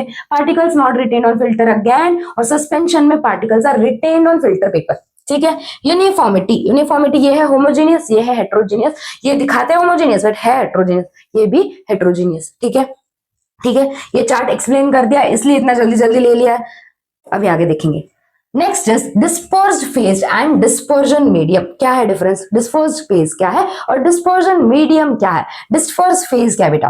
The substance which is dispersed as very fine particles, जो सब्सटेंस डिस्पर्स हो रहा है, जो सब्सटेंस डिस्पर्स हो रहा है उसको ही हम डिस्पर्स फेज बोलेंगे। मतलब ये कोलॉइड की बात चल रही है। यहाँ पे देखो, फिर और एक चार्ट है वो भी ध्यान में रखना है। पहले यहाँ पे देखो, ये क्लियर हो जाना चाहिए। जो सब्सटेंसेस डिस्पर्स हो रहे हैं उसको डिस्पर्स्ड, जो substance is dispersed very fine particles is called as dispersed phase। जो substances disperse होंगे as very fine particles उसको हम बोलते हैं dispersed phase। दूसरा है dispersion medium, जिसमें the substance present in larger quantity is called dispersion medium। जो substance, अभी इस पे ज्यादा क्वांटिटी में कौन है? कोलॉइड फॉर्म हो रहा है बट ज्यादा क्वांटिटी में ये है, तो ये dispersion medium है। जब इनको मिक्स करेंगे ये dispersed फेज है, तो डिस्पर्जन मीडियम ज्यादा क्वांटिटी में होगा, डिस्पर्स्ड फेज कम क्वांटिटी में होगा, और जब उनको मिक्स करेंगे तो हमें मिलता है एक कोलॉइड। क्लियर है what is dispersed phase, what is dispersion medium? तो अभी आगे देखेंगे। क्लियर है तो आगे देखेंगे बेटा। Next is classification of colloids. देखो ये नाम है कोलॉइड का, डिस्पर्स्ड फेज कौन सा है और डिस्पर्जन मीडियम कौन सा है, कौन सा ज्यादा है। ठीक है, एग्जाम्पल्स उसके रिलेटेड, एग्जाम्पल्स से नहीं बोलूंगी, सारे लर्न कर लो, बस दो एग्जाम्पल्स लर्न कर लो, इनफ है। बट अगर पूछा कि मॉइस्ट पेंट्स है उसमें डिस्पर्स्ड फेज कौन सा है, डिस्पर्जन मीडियम कौन सा है, तो आ जाना चाहिए। ठीक है, यहाँ पे पहले एग्जाम्पल देखो सॉइल का। डिस्पर्स्ड फेज क्या है? सॉलिड। डिस्पर्जन मीडियम है बेटा liquid. For example ink, ink में लिक्विड ज्यादा मात्रा में होता है, सॉलिड जो है ड्रॉपलेट्स वो कम मात्रा में होंगे, मतलब इंक में। ठीक है, दूसरा है एग्जाम्पल डिस्पर्स्ड फेज सॉल्ट का, क्या है? सोप सोल्यूशन, सोप सोल्यूशन है ना। Third starch solution, moist paints, ये सारे एग्जाम्पल्स किसके हैं? सॉल्ट के। अभी सॉलिड सोल मतलब दोनों ही सॉलिड फॉर्म में होंगे, जैसे रूबी एक्सपेंसिव होता है, रेड कलर का प्लाई डायमंड होता है, डायमंड नहीं जेमस्टोन होता है, उसको हम क्या बोलते हैं? डायमंड तो अलग है, क्या बोलते हैं? रूबी जो है जेमस्टोन होता है, and that is an example of solid sol. ये सोल हो गया, सॉलिड सोल हो गया। सॉलिड सॉलिड होता है ये, डिस्पर्स्ड फेज भी सॉलिड है, उसमें डिस्पर्जन मीडियम भी सॉलिड है। Next is aerosol. क्या है, एरोसोल में जो सॉलिड और गैस है, जो डिस्पर्स फेज जिसमें सॉलिड होगा, डिस्पर्जन मीडियम जिसमें गैस होगा, उसके एग्जांपल है स्मोक और ऑटोमोबाइल से जो एग्जॉस्ट निकलते हैं वो सारे। लिक्विड जिसमें डिस्पर्स्ड फेज होगा और गैस जिसमें डिस्पर्स्ड मीडियम होगा, that is hair spray, fog, mist, clouds hair spray लगाते हो ऐसे, फिर बाद एकदम से हेयर को सेट करते हो, है ना। मिस्ट, जो परफ्यूम्स जो मिस्ट यूज करते हैं उसमें भी एक होता है लिक्विड और एक होता है गैस, मतलब डिस्पर्जन मीडियम गैस है, डिस्पर्स फेज सॉलिड है। इमल्शन, बेटा इसमें सही में बताओ तो कुछ एक्सप्लेनेशन जैसा कुछ भी नहीं है, सिर्फ याद रखना है कौन सा फेज है और कौन सा मीडियम है एंड उसका एग्जाम्पल, ठीक है। इसमें कुछ एक्सप्लेनेशन जैसा नहीं है जो समझ में ना आए। Emulsion, disperse phase is liquid, dispersion medium भी लिक्विड है। एग्जाम्पल क्या है भाई, बटर, मिल्क, फेस पे जो हम क्रीम्स लगाते हैं वो। टेक्निकल नेम ऑफ कलर दूसरा क्या है, फोम। फोम किससे बना है, डिस्पर्स फेज उसमें गैस है, डिस्पर्स मीडियम लिक्विड है। फिर example fire extinguisher, soap bubbles, shaving cream, beer foam, ये सारे क्या है, ये सारे क्या है examples of foam. Next is solid foam, gas और सॉलिड, जिसमें सॉलिड जो होगा वो डिस्पर्जन मीडियम होगा और डिस्पर्स फेज होगा gas. Insulating foam, foam rubber, sponge, bread, ये सारे एग्जाम्पल्स है सॉलिड फोम के। जेल, सॉलिड और लिक्विड, जिसमें कंटिन्यूअस होगा नेटवर्क सॉलिड और लिक्विड का, ठीक है, उसको बोलेंगे जेल। जेलीज का एक रेड कलर की, ग्रीन कलर की, येलो कलर की बहुत मिलती थी पहले, है ना, अलग अलग जेलीज अभी भी मिलती है, बट पहले ऐसे अलग अलग शेप्स में अलग अलग जेलीज मिलती थी अलग अलग कलर की। तो वो जो जेलीज है that is an example of gel. Gelatin, hair gel, एकदम स्टाइल मारते हो जेल वेल लगा के, है ना, जो बॉयज होते हैं जेल वेल लगा के स्टाइल मारते हो, तो वो किसका एग्जाम्पल है, डेली लाइफ एग्जाम्पल से बेटा। ये जब भी अभी हेयर जेल देखो तो याद कर लेना, थोड़ी केमिस्ट्री लर्न कर लेना कि अच्छा ये जेल का एग्जाम्पल है जिसमें डिस्पर्स फेज होता है हमारा सॉलिड और जिसमें डिस्पर्जन मीडियम है लिक्विड। जब भी जेल लगाओ याद करो, जब भी फेस क्रीम लगाओ याद करो, जब भी मिस्ट यूज करो याद करो, कि जब भी पेंट्स यूज करो याद करो कि इसमें डिस्पर्स फेज क्या है, डिस्पर्स मीडियम क्या है, ऐसे ऐसे करते लर्न हो जाएगा ये चार्ट, ठीक है। ये टेबल मैंने बता दिया है किसका है, ये टेबल प्रॉपर्टीज या फिर क्लासिफिकेशन ऑफ कॉलॉइड्स का, ठीक है। अभी देखेंगे आगे। अभी टिंडल इफेक्ट, वैसे तो ऊपर ऊपर से सब कुछ बता दिया है व्हाट इज टिंडल इफेक्ट, बाकी रह गया है तो बस रीड करना, है ना, बाकी रह गया है तो बस रीड करना, ये तो बता तो दिया है। यहाँ पे क्या हो रहा है, देखो खिड़की है, खिड़की से लाइट आ रही है, खिड़की से लाइट एंटर हो रही है, डार्क रूम है, अंधेरा है रूम में, और एक ही खिड़की से लाइट एंटर हो रही है, तो हमें लाइट दिख रही है, लाइट दिख रही है, बीम ऑफ लाइट जो है वो विजिबल है, बीम ऑफ लाइट जो है वो विजिबल है यहाँ पे, है ना। क्यों, क्योंकि इसमें डस्ट के पार्टिकल्स है, स्मोक के पार्टिकल्स प्रेजेंट होंगे रूम में, डस्ट के पार्टिकल्स प्रेजेंट होंगे, वो क्या करेंगे, जो लाइट है, जो बीम ऑफ लाइट है उसको स्कैटर करेंगे, लाइट को स्कैटर करेंगे जो पार्टिकल्स प्रेजेंट है वो। तो इसी वजह से हमें यहाँ पे डार्क रूम में लाइट विजिबल होती है, तो इसी को बोलेंगे टिंडल इफेक्ट। यहाँ पे देखो जो सोल्यूशन है, हमने बताया था कि सोल्यूशन के पार्टिकल्स इतने छोटे हैं कि लाइट को डिस्पर्स नहीं कर पाते, लाइट को डिस्पर्स नहीं कर पाएंगे, तो यहाँ पे नहीं दिख रही है लाइट, ये टॉर्च मारने पे यहाँ पे लाइट दिख रही है, यहाँ पे अंदर, ठीक है, यहाँ पे लाइट विजिबल है, यहाँ पे नहीं है। तो ये जो मिक्सचर है वाटर और मिल्क का, इसको टिंडल इफेक्ट शो कर रहा है, this is showing Tyndall effect, ये solution is not showing Tyndall effect, ठीक है। तो टिंडल इफेक्ट की definition, scattering of light of a beam of light by a medium containing suspended particle is called as Tyndall effect। जो भी medium जिसमें suspended particles present होंगे उसमें से लाइट स्कैटर हो रही है, उसको ही हम बोलेंगे बेटा क्या, उसको ही बोलेंगे Tyndall effect. Tyndall effect can also be observed when a fine beam of light enters a room through a small hole, देख लिया, this happens due to the scattering of light by the particles of dust and smoke in the air। बता दिया है भाई, बता दिया है। यहाँ पे एग्जाम्पल भी देख लो, यहाँ पे एग्जाम्पल भी देख लो, यहाँ पे स्ट्रेट ट्रेवल नहीं करेगी बेटा, ऐसे पाथ होगा लाइट, जितना भी है ऐसे ऐसे। वेरी डर्टी मैम, बहुत गंदा किया, रुको, गिव मी सम टाइम बेटा, गिव मी सम, बड़ी अच्छी ड्राइंग है मेरी, ऐसे।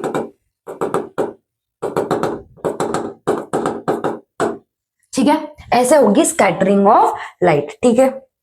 नेक्स्ट देखो, difference between mixtures and compound. बेटा मिक्सचर्स भी पढ़ लिया है हमने, कंपाउंड्स भी पढ़ लिया है, बस मैंने यहाँ पे एक इसके टेबल के फॉर्म में दिया है, डिफरेंशिएट बिटवीन के फॉर्म में दिया है ताकि आप रेफर कर सको जब नोट्स देखो तब। ठीक है, ये अभी नहीं पढ़ा रही हूँ, ये सब पढ़ लिया है, मिक्सचर्स क्या है, कंपाउंड्स क्या है, बस उनमें क्या डिफरेंस है एक बार देख लेना।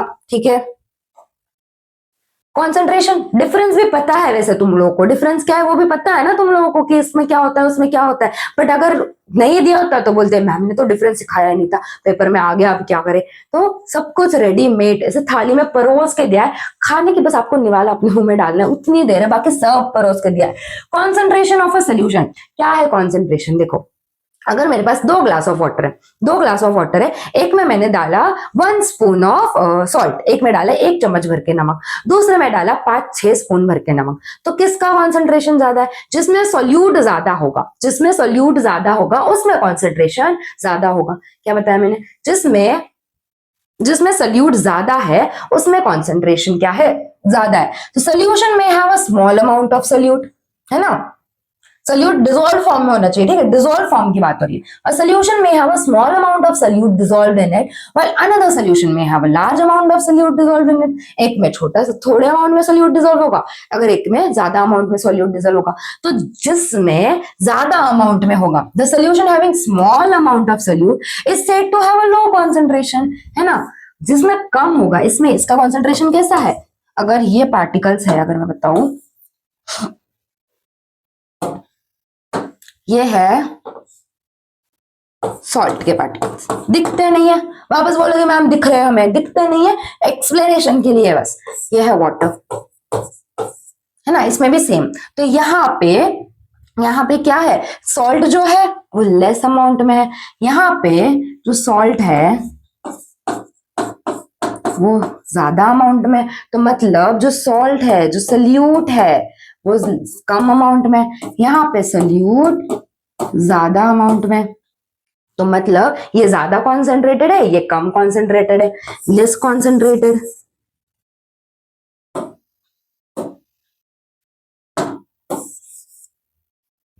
क्या है ये, this is less concentrated and this is more concentrated. समझ में आया। सेम यहाँ पे भी है, KMnO4 का एग्जाम्पल है,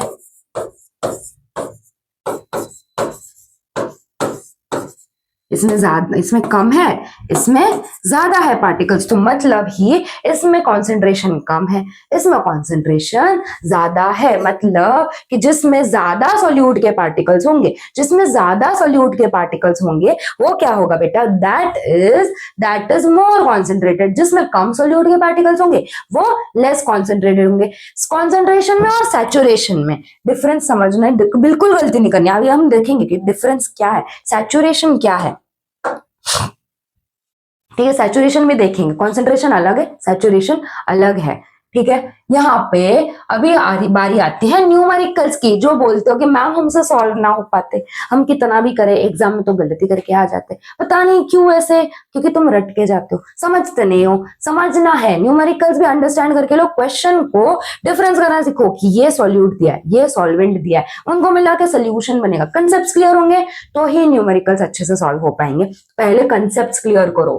वेज ऑफ एक्सप्रेशन, कैसे कॉन्सेंट्रेशन हम एक्सप्रेस करते हैं, पहले है मास बाय मास परसेंट, मतलब कि दोनों ही मास, दोनों का मास दिया हुआ है, तो ऊपर आएगा मास ऑफ सोल्यूट, नीचे आएगा मास ऑफ सोल्यूशन, नीचे हमेशा सोल्यूशन आएगा। यहाँ पे भी देखो मास of solution, volume of solution, volume of solution, मतलब कि नीचे जो है, जो डिनोमिनेटर वाला टर्म है वो हमेशा ही हम यहाँ पे सोल्यूशन की वैल्यू लिखेंगे। सोल्यूशन क्या है भाई, सोल्यूट और सॉल्वेंट, उनको ऐड करना है।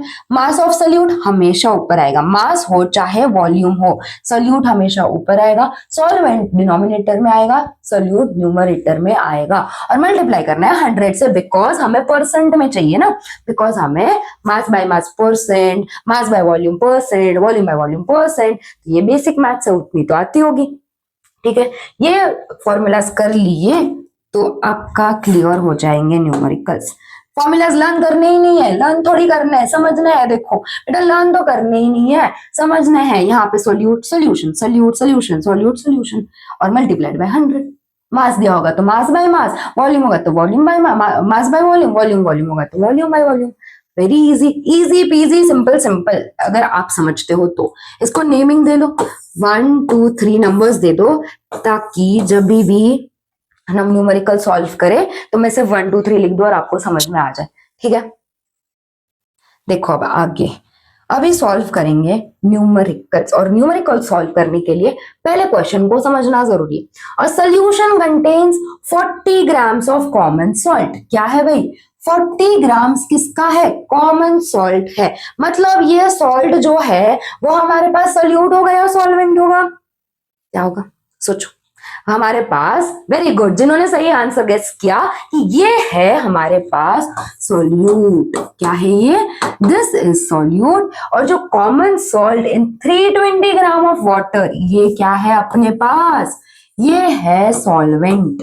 ये क्या है, दिस इज सॉल्वेंट। मतलब एक सॉल्यूट है, दूसरा सॉल्वेंट है। Easy PG. चलो फॉर्मूला लगाओ। कौन सा फॉर्मूला लगाओगे, पहले तो क्या फाइंड कर रहे हैं वो भी देख लेते हैं। Calculate the concentration of in terms of mass by mass percent. कौन सा फॉर्मूला लगेगा, कौन सा लगेगा, फर्स्ट वाला, mass by mass percent. Mass of solute, mass of solution. Mass of solute कितना है, जब भी न्यूमेरिकल लिखो प्रॉपर स्टेप में लिखना। गिवन क्या है, मास ऑफ सोल्यूट गिवन है, मास ऑफ सॉल्वेंट गिवन है, and then mass of solution equals to mass of solution पहले लिख लेते हैं। तो तुम लोग लिखना, यहाँ पे टाइम वेस्ट ना हो इसलिए मैं इतनी थ्योरी भर के नहीं लिख रही हूँ, बट प्रॉपर स्टेप्स में सॉल्व करना। ठीक है, पहले सिर्फ इतनी जरूरत है, मास ऑफ सोल्यूशन क्या होगा, 40 लिख दो, solute plus solvent, solute plus solvent. तो क्या है, सोल्यूट क्या है 40 ग्राम्स और सॉल्वेंट क्या है 320 ग्राम्स। तो कितना हुआ 360 ग्राम्स हमारे पास क्या है, मास ऑफ सोल्यूशन है। कितना है बेटा, 360 ग्राम्स है हमारे पास मास ऑफ सोल्यूशन। अभी देखो, mass of solute upon mass of solution अभी कैलकुलेट करेंगे।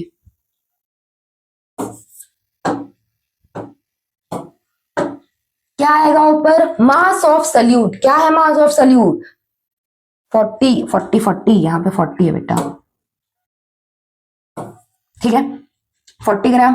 तो 40 अपॉन मास ऑफ सोल्यूशन कितना है, हमने अभी निकाला, मास ऑफ सोल्यूशन है 360 मल्टीप्लाइड बाय 100। चलो चलो कैलकुलेट करो, चलो चलो कैलकुलेट करो, चलो चलो कैलकुलेट करो। क्या आएगा, क्या आएगा, ये आता है 11.1% के आसपास। कितना आएगा ये, 11.1% के आसपास। 40 360 इंटू 100, यस कितना आएगा, 11.1% के आसपास आएगा।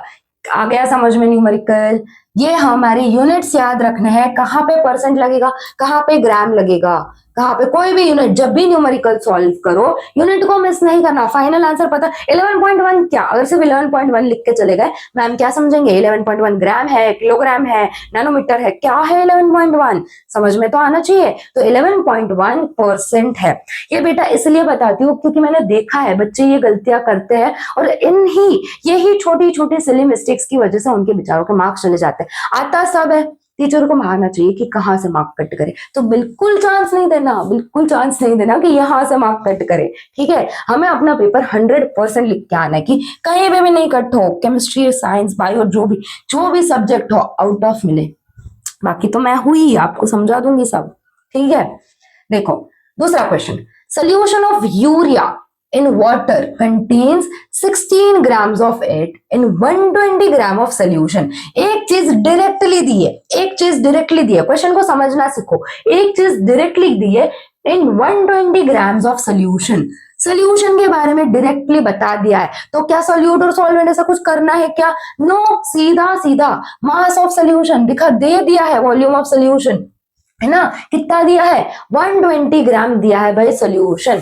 तो solution of urea in water, urea क्या है, सोल्यूट है ना, दिस इज सोल्यूट, यूरिया क्या है, सॉल्यूट है, और उसका सोल्यूशन जब बनाया तो हमारे पास 120 ग्राम आया। सोल्यूशन का वेट कितना आया, 120 ग्राम। क्या फाइंड करना है, वापस से mass percentage of the solution find करना है। अभी तो बेटा बिना मेरी हेल्प के कर सकते हो तुम लोग, बिना मेरी हेल्प के कर सकते हो। देखो 16, अब सब कुछ लिखना है, सब कुछ लिखना है, अभी नहीं लिखो तो ठीक है, बट एग्जाम में सब कुछ लिखना है। 16 अपॉन 120 इंटू 100, ठीक है, ठीक है। इसका आंसर निकाल लेना, इसका आंसर क्या आता है बताना मुझे कमेंट डाउन करके, इसका आंसर क्या आ रहा है, न्यूमेरिकल 2, ठीक है। क्वेश्चन नंबर 2 जो है इसका आंसर क्या आ रहा है, तुम लोग मुझे कमेंट डाउन करके बताना, क्या सॉल्व किया, क्या आंसर आया, सही किया या गलत किया, ठीक है। आंसर मुझे कमेंट डाउन करके बताना इसका। आगे बढ़ेंगे, इसको कैलकुलेट करने में टाइम वेस्ट अभी नहीं करेंगे। Calculate the mass of sodium sulphate required to prepare its 20% solution in 100 gram of water. यहाँ पे कुछ अलग दिया है, ना सॉल्यूट दिया है, ना नहीं सॉल्यूट फाइंड करना है, सोल्यूशन नहीं दिया है, तो फिर कैसे फाइंड करेंगे, कैसे फाइंड करेंगे। इजी वे है, कैसे फाइंड करेंगे, जहां पे जो टर्म्स लगते हैं वो तो वही लगने वाले हैं। पहले लिखो मास ऑफ किसका फाइंड करना है, लेट द मास ऑफ किसका भाई, mass of sodium sulphate be x grams, ठीक है। हमने इसको x ग्राम्स माना, जो भी हमारे पास सोडियम सल्फेट का मास था उसको हमने x ग्राम माना। किस लिए, क्या प्रिपेयर करना है, कॉन्सेंट्रेशन दिया है 20% कॉन्सेंट्रेशन दिया है, तो 20 equals to x upon in 100 grams of water. तो सोल्यूशन क्या है बेटा, वापस से यहाँ पे कंफ्यूज हो जाओगे, वापस से सोल्यूशन क्या है, सोल्यूट प्लस सॉल्वेंट है ना। तो हमारे पास सोल्यूट कितना है, हमारे पास नहीं दिया तो x ग्राम लिखेंगे, प्लस सॉल्वेंट कितना है पता है, वाटर दिया है 100 ग्राम्स, वाटर कितना दिया है 100 ग्राम्स। अभी वापस, ठीक है, 20 इक्वल्स टू x अपॉन फिर x ग्राम्स प्लस 100 ग्राम्स, है ना, मल्टीप्लाइड बाय 100। अभी कुछ महानुभव क्या करेंगे, डायरेक्टली इधर से इधर 0, इधर से इधर गया, इधर से इधर गया, मैम अभी तो फिर x और x भी कैंसिल हो गया, बच गया 20। बिल्कुल, अगर ऐसी गलतियां किए बेटा पेपर में करते हो तुम लोग, अभी हंसी आ रही होगी मैम ने ये क्या किया है, मैम ने नहीं किया, तुम लोग करते हो ये सारी चीजें, इधर से 0 से 0, 0 से 0, अरे ये x और x भी कैंसिल हो रहा है, ये भी कैंसिल कर दिया, क्या बच गया 20 इक्वल्स टू 0। कोई सेंस है इस बात का, बिल्कुल नहीं है, पर तुम लोग करते हो, कुछ कुछ है, ऐसे नमूने बच्चे हैं मेरे जो करते हैं ऐसा, तो बिल्कुल नहीं करना, ठीक है। क्या था 20 equals to x by x plus 100 into 100, तो ये कहा जाएगा, अभी मैथ्स भी मैं सिखा रही हूँ आपको, ये जाएगा यहाँ पे 20 x plus 100 equals to x into 100, यहाँ पे ये मल्टीप्लाई कर रहा है, ये यहाँ पे चला गया, ठीक है। ये 20 इससे भी मल्टीप्लाई होगा, इससे भी मल्टीप्लाई होगा, 20x प्लस 2000 आएगा,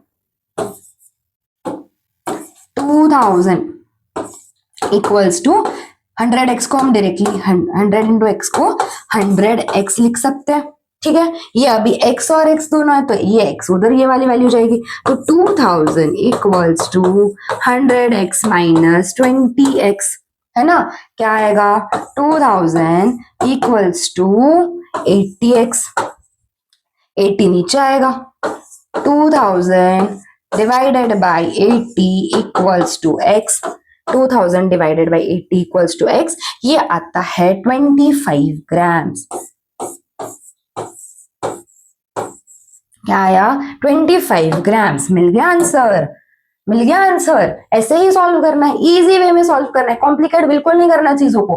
calculate the mass of sodium sulphate, भाई हमने कैलकुलेट कर दिया, तो मास ऑफ, फाइनल आंसर लिखेंगे अच्छे बच्चों की तरह, मास ऑफ सोडियम सल्फेट क्या मिला, इक्वल्स टू 25 ग्राम्स, और इसको बॉक्स में बनाएंगे ताकि हमारा पेपर अच्छा दिखे, इसको और बॉक्स में बनाएंगे, डन। डन। देखो हमने न्यूमेरिकल सक्सेसफुली, ये हमने न्यूमेरिकल को सॉल्व कर लिया है। ऐसे ही न्यूमेरिकल्स आते हैं एग्जाम में, 2-3 करवा दिए है। अगर और प्रैक्टिस करनी है और न्यूमेरिकल्स चाहिए तो मुझसे मांग लो, मैं और क्वेश्चंस दे दूंगी। न्यूमेरिकल्स जितना प्रैक्टिस करोगे उतने कंसेप्ट क्लियर होते जाएंगे। बिल्कुल ही डिफिकल्ट नहीं है। थोड़ी बहुत मैथ्स आनी चाहिए, थोड़ी बहुत केमिस्ट्री आनी चाहिए, तो आ रही नहीं, थोड़ी बहुत क्या, केमिस्ट्री तो पूरी आनी चाहिए, मैं सिखा रही हूँ, कैसे नहीं आएगी, बिल्कुल आनी चाहिए, केमिस्ट्री पूरी आनी चाहिए। क्या सॉल्यूट, क्या सॉल्वेंट, क्या सोल्यूशन, सब पता होना चाहिए। ठीक है, ये है आपकी 3 न्यूमेरिकल्स मैंने करवा दी है। अभी और आगे देखो, अभी देखो मैंने बताया था कि कॉन्सेंट्रेटेड और सैचुरेटेड अनसैचुरेटेड में कंफ्यूज नहीं होना है। अब पढ़ेंगे सैचुरेटेड और अनसैचुरेटेड सोल्यूशन। ध्यान दो, क्या है सैचुरेटेड सोल्यूशन। यहाँ पे मेरे पास एक बीकर है, उसमें मेरे पास वाटर मॉलिक्यूल्स है। रेड कलर का वाटर ब्लू कलर का होता है, बट पानी का कलर होता है, हाँ या ना बताना, पानी का कलर होता है क्या, बताना मुझे कि वाटर का कोई कलर है या नहीं। ठीक है, ये वाटर है हमारे पास, इसमें मैंने सॉल्ट या फिर शुगर ऐड किया। ठीक है, शुगर ऐड करेंगे इस बार। तो यहाँ पे जगह है बेटा खाली, है ना, वहां पे क्यों शुगर डिजोल्व हो जाती है, शुगर क्यों डिजोल्व होगी, सॉल्ट क्यों डिजोल्व होता है पानी में, बिकॉज वहां पे इंटरमोलिक्यूलर स्पेसेस होता है, वहां पे खाली जगह होती है जो शुगर को बोलेगी ठीक है मेरे घर में, मेरे यहाँ पे थोड़ी खाली जगह है, तुम लोग आ सकते हो, तुम हमारे साथ रह सकते हो। बड़े ही स्वीट एंड सिंपल वे में इनविटेशन देंगे, यहाँ पे शुगर सेटल डाउन हो जाएगी भाई। तो ये बाकी लोगों को पता चलेगा, अच्छा वहां पे सब जगह मिल रही है, हम भी जाएंगे, और भी शुगर गई, और भी शुगर गई, जितनों की कैपेसिटी है उतना तो होगा, बट एक टाइम बाद यहाँ पे जगह ही खाली नहीं है, यहाँ पे स्पेस ही नहीं है, तो फिर शुगर डिजोल्व कैसे होगी, तो फिर शुगर कैसे डिजोल्व होगी, डिजोल्व होना बंद हो जाएगा, है ना, क्योंकि जगह ही नहीं है। तो जो पार्टिकल्स है उनके बीच में स्पेस ही नहीं है, इंटरमोलिकुलर स्पेस नहीं है, इंटरपार्टिकल स्पेस है ही नहीं, तो शुगर कैसे डिजोल्व होगी, जितनी जगह थी उतना डिजोल्व हो गया, अभी जगह नहीं है तो नहीं डिजोल्व होगा। तो उसी टाइप ऑफ सोल्यूशन को हम बोलते हैं कि इसकी लिमिट आ गई, इसमें और जगह नहीं है, इसमें और डिजोल्व नहीं हो सकते पार्टिकल्स, तो ये बन गया अपना सैचुरेटेड सोल्यूशन। कैसा सोल्यूशन बन गया, सैचुरेटेड सोल्यूशन।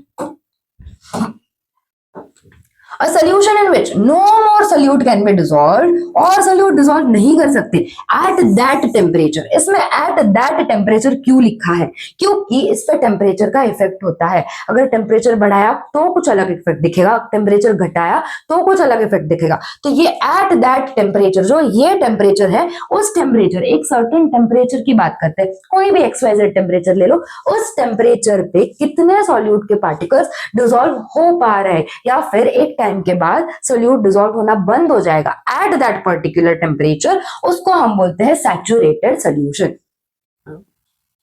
क्या बोलेंगे, सैचुरेटेड सोल्यूशन। अनसैचुरेटेड सोल्यूशन क्या है, a solution in which more quality of solute can be dissolved, more quality of solute can be dissolved without raising its temperature is called as unsaturated solution। जब तक यहाँ पे ये जो था उसमें सॉल्ट डिसॉल्व हो रहा था, शुगर डिसॉल्व हो रही थी, तब तक वो कैसा सोल्यूशन था, अनसैचुरेटेड सोल्यूशन था, राइट। तब तक वो अनसैचुरेटेड सोल्यूशन था, मतलब और डिसॉल्व हो रहा था एट दैट टेम्परेचर। उस टेम्परेचर पे, टेम्परेचर को राइज किए बिना भी वहां पे और चीजें डिसॉल्व हो पा रही थी, उस बीकर में, उस पानी में और सॉल्ट डिसॉल्व हो पा रहा था, तो वो ही था अपना unsaturated solution. A solution in which more quality, एक मिनट ना, मोर क्वांटिटी या फिर मोर अमाउंट लिख दो सीधा, more amount of solute, more quantity या फिर more amount of solute can be dissolved without raising its temperature is called as unsaturated solution. ठीक है, क्लियर है। भाई टेम्परेचर का इफेक्ट क्या होगा, जो सैचुरेशन है बेटा उसमें टेम्परेचर का इफेक्ट क्या होगा, हमने देखा था, आपको पता होगा कि जब भी हम हीट करेंगे, हीट करने पे जो मॉलिक्यूल्स है दूर दूर जाएंगे, इंटरमॉलिक्यूलर स्पेस इंक्रीज हो जाएगी, इंटर पार्टिकल स्पेस क्या हो जाती है, बढ़ जाती है, इंक्रीज हो जाती है। तो कोई भी सैचुरेटेड सोल्यूशन है, फॉर एग्जाम्पल ये सैचुरेटेड सोल्यूशन था हमारे पास, उसको हमने हीट किया, ये हमारे पास एक सैचुरेटेड सोल्यूशन है, उसको हम हीट प्रोवाइड करेंगे, उसको हम हीट प्रोवाइड करेंगे, टेम्परेचर रेज करेंगे, तो ये जो सैचुरेटेड सोल्यूशन है जो पार्टिकल्स एकदम पास में है, एकदम पास में है, क्या हो जाएगा, और डिसॉल्व नहीं कर पा रहे, और सॉल्यूट डिसॉल्व नहीं हो पा रहा। जैसे ही हीट बढ़ाएंगे, जैसे ही टेम्परेचर इंक्रीज होगा, जैसे ही टेम्परेचर इंक्रीज होगा, ये भाई चले जाएंगे दूर दूर, ये चले जाएंगे दूर दूर, इनमें स्पेसेस इंक्रीज हो जाएगी। अगर स्पेसेस इंक्रीज हो गई, जगह बढ़ गई, तो फिर और बोलेंगे कोई बात नहीं सॉल्ट, और आ जाओ हमारे, अभी हमने जगह बढ़ा दी है ना, हमने स्पेस बढ़ा दी है, आप यहाँ पे सेटल हो सकते हो। तो मतलब हम इसमें और ज्यादा सल्यूट के पार्टिकल्स ऐड कर सकते हैं, ठीक है, और ज्यादा सल्यूट पार्टिकल्स ऐड हो सकते हैं। यही तो है टेम्परेचर का effect. If a saturated solution at a particular temperature, saturated solution को एक टेम्परेचर पे हीट किया तो higher temperature, then it becomes unsaturated. ये था सैचुरेटेड, ये था सैचुरेटेड, ये था अनसैचुरेटेड। ये क्या है, अनसैचुरेटेड। उल्टा अगर हमने टेम्परेचर को कम किया, क्या होगा, इमेजिन करो, जगह वापस से पार्टिकल्स पास आ जाएंगे और जो सॉल्ट है उसको धक्का मार के बाहर निकाल देंगे। Very rude behaviour, not acceptable. Still particles of जो सॉल्ट है उसको बाहर निकाल देंगे, सॉल्ट के पार्टिकल्स बाहर निकल जाएंगे और क्रिस्टल फॉर्म में डिपॉजिट हो जाएंगे। क्या होगा, टेम्परेचर जो नॉर्मल था उससे टेम्परेचर रिड्यूस कर दिया, तो जितने पार्टिकल्स डिसॉल्व हुए थे, बेचारे जितने पार्टिकल्स गए थे कि ठीक है भाई बा हमें जगह मिल रही है, जगह है, हम डिसॉल्व हो सकते हैं, वही पार्टिकल्स को गेट आउट, बाहर निकलो, यहाँ पे जगह नहीं है, अब हम वापस से कॉम्पैक्ट आ गए, हमारी यूनिटी बढ़ गई है, हम वापस से आ गए हैं, पास में आ गए, और तुम लोग जाओ बाहर, तुम्हारे लिए कोई जगह नहीं है, यहाँ पे कोई जगह नहीं है। That is unsaturated solution. If a saturated solution available at a particular temperature is cooled at a lower temperature, उसको एक लोअर टेम्परेचर पे जब कूल करेंगे, some of its dissolved solute will separate out, है ना, उसमें जो सोल्यूट डिसॉल्व किया था, it will separate out in the form of solid crystals, solid crystals के फॉर्म में सेपरेट आउट हो जाएंगे। राइट, क्लियर है, क्लियर है। इफेक्ट ऑफ टेम्परेचर क्लियर है। टेम्परेचर जब बढ़ाएंगे जगह बढ़ जाएगी और पार्टिकल्स डिसॉल्व हो सकते हैं और सोल्यूट डिसॉल्व कर सकते हैं। On the other hand temperature जब रिड्यूस करेंगे, कूल डाउन होगा जब, तब क्या होगा, तब जो पार्टिकल्स डिसॉल्व हुए थे वो वापस से क्रिस्टल फॉर्म में बाहर निकल जाएंगे। That is only the effect of temperature. Clear है, तो आगे बढ़ेंगे बेटा, क्लियर है ना। देखो solubility क्या है, what is solubility? The maximum amount of solute which can be dissolved in 100 grams of a solvent. solute पता है, सॉल्वेंट पता है, कितने सॉल्वेंट में, 100 ग्राम सॉल्वेंट में हम जितना सोल्यूट डिसॉल्व कर सकते हैं at a specific temperature, at a specific temperature is known as the solubility of that, is known as the solubility of that solute in that solvent at that temperature. No confusion, I am your, no confusion. देखो जो maximum amount solute के जितने particles, maximum जितना solute हम dissolve कर सकते हैं, किसमें, 100 ग्राम ऑफ सॉल्वेंट में, किसमें, 100 ग्राम ऑफ सॉल्वेंट में। ये हमारे पास 100 ग्राम ऑफ सॉल्वेंट प्रेजेंट है, उसमें हम मैक्सिमम अमाउंट ऑफ सोल्यूट कितना डाल सकते हैं, यहाँ पे कितना सोल्यूट जाएगा, यहाँ पे कितना मैक्सिमम अमाउंट सोल्यूट ऐड कर सकते हैं।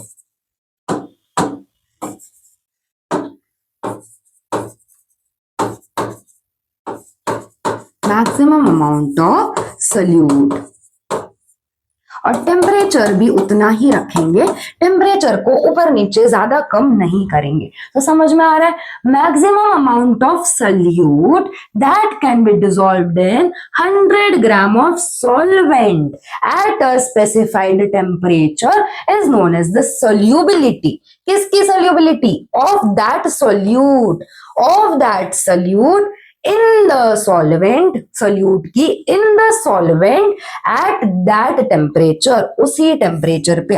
इसमें कंफ्यूज नहीं होना, ऑफ दैट सोल्यूट, किसकी सोल्यूबिलिटी की बात हो रही है, ये सोल्यूट की सोल्यूबिलिटी की बात हो रही है, किसमें, इन द सॉल्वेंट, किसमें, ये सॉल्वेंट में, कब?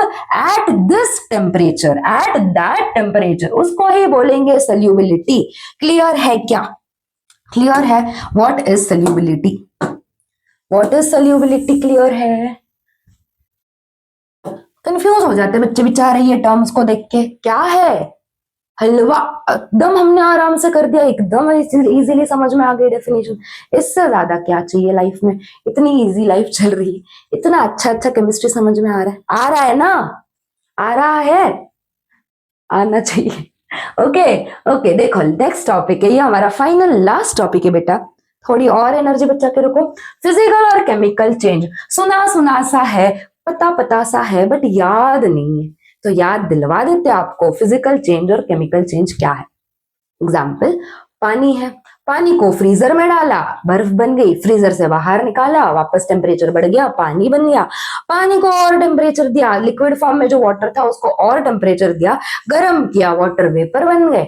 वाटर वेपर को कूल डाउन किया, कंडेंस किया, वापस पानी बन गया, वापस से फ्रीजर में डाला, वापस से क्या बन गया? वापस से सॉलिड स्टेट में बन गया। क्या हो रहे ये सारे चेंजेस? कुछ नया बन रहा है क्या इसमें? नहीं, कुछ भी नया सब्सटेंस नहीं बना, वही सब्सटेंस एग्जिस्ट कर करके, वही सब्सटेंसेस जो थे वो एग्जिस्ट कर करके अपना स्टेट चेंज कर रहे हैं बस। तो वो क्या है बेटा? और रिवर्सिबल भी है रिएक्शन, है ना? रिवर्सिबल भी है, फिजिकल चेंज रिवर्सिबल भी होते हैं। पानी को इसमें बनाया, पानी को वेपर में गया, वेपर को वापस से लिक्विड फॉर्म में लाया, लिक्विड को सॉलिड, सॉलिड को लिक्विड, ये जो है ये रिवर्सिबल भी है। तो फिजिकल चेंज उसको बोलेंगे। केमिकल चेंज क्या होता है? सपोज पेपर है, पेपर को आग लगा के जलाया, पेपर को आग लगा के जला दिया, तो पेपर जलने के बाद कन्वर्ट होगा ऐश में। पेपर किस में कन्वर्ट होगा? पेपर ऐश में कन्वर्ट होगा। तो पेपर के कुछ तो प्रॉपर्टीज थे, वो प्रॉपर्टीज चेंज हो जाएंगे जब वो ऐश में, मतलब पेपर के प्रॉपर्टीज और ऐश के कुछ प्रॉपर्टीज डिफरेंट होंगे, उसमें चेंज आ रहा है। जो फिजिकल चेंज है बेटा, जो फिजिकल चेंज है उसमें हीट ज्यादा लग रही है, लाइट एनर्जी, हीट एनर्जी, बिल्कुल तामझाम नहीं है, इजी इजी वे में थोड़ी सी हीट लगेगी, थोड़ी सी एनर्जी लगेगी और वो परफॉर्म हो जाते हैं। केमिकल चेंज में या तो बहुत हीट रिलीज होती है या वो बहुत हीट एब्जॉर्ब करेंगे। देखो ये पॉइंट्स क्लियर करते जाएंगे एक एक के बाद, एक एक एक क्लियर करते जाएंगे।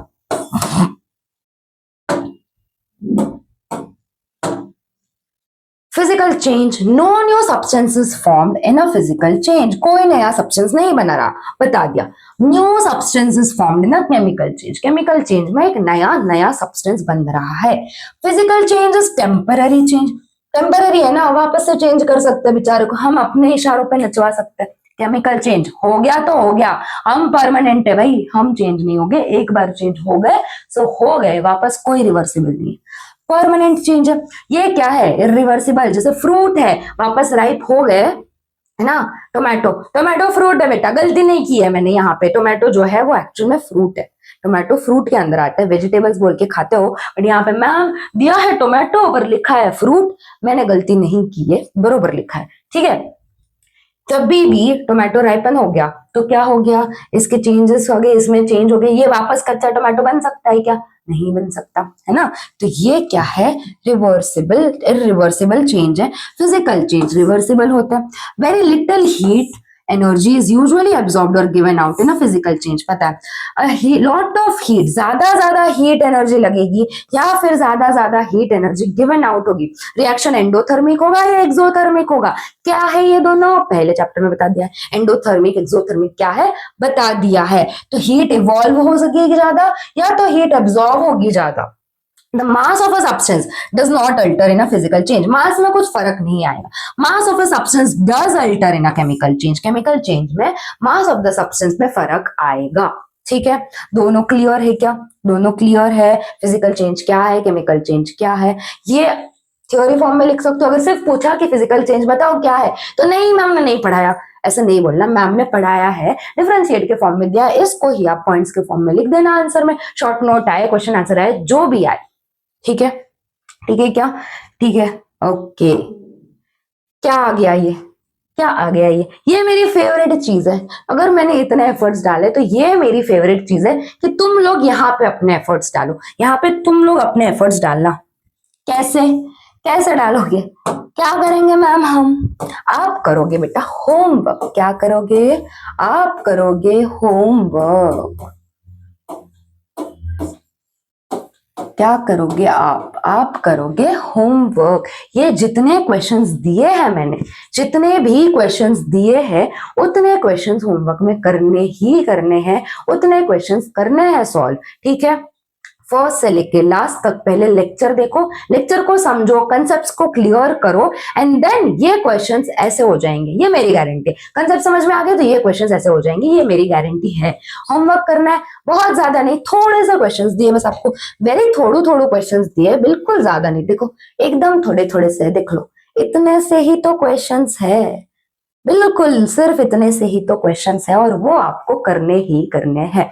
ठीक है, इसी के साथ हम अपना ये लेक्चर खत्म करते हैं। पूरा लेक्चर खत्म करवा दिया है मैंने, सारे इंपॉर्टेंट कॉन्सेप्ट्स कवर हो गए, टेंशन लेने की बात नहीं है। यहां से पढ़ लो, नोट से पढ़ लो, बिल्कुल मार्क्स कम नहीं आएंगे, ये सब हो जाएगा। अच्छे से पढ़ लिया तो सारे कॉन्सेप्ट्स को समझो, रट्टा मारो नहीं चाहिए मुझे, ना बायो में ना केमिस्ट्री में, नो रट्टा मारो, ओनली एंड ओनली कॉन्सेप्ट समझो। ठीक है, और मैम लेक्चर के नोट्स, ये मेरे बच्चे जिन्होंने लेक्चर्स पहले देख लिए हैं उनको पता है कि ये लेक्चर्स के नोट्स आपको मिल जाएंगे डिस्क्रिप्शन में। जिनको नहीं पता उनके लिए बता देती हूँ, डिस्क्रिप्शन में पीडीएफ के फॉर्म में आपको इस लेक्चर के नोट्स अवेलेबल करवा दूंगी मैं, टेंशन लेने की बात नहीं है। आप लोग बस पढ़ाई में ध्यान दो, बाकी सब मैं करवा दूंगी, जितना मुझसे हो सकता है मैं दे दूंगी। आप अपना परसेंट दो, मैं अपना 100% दे, ठीक है, मैं अपना 90 दूंगी, आप 10 तो दे ही सकते हो, है ना।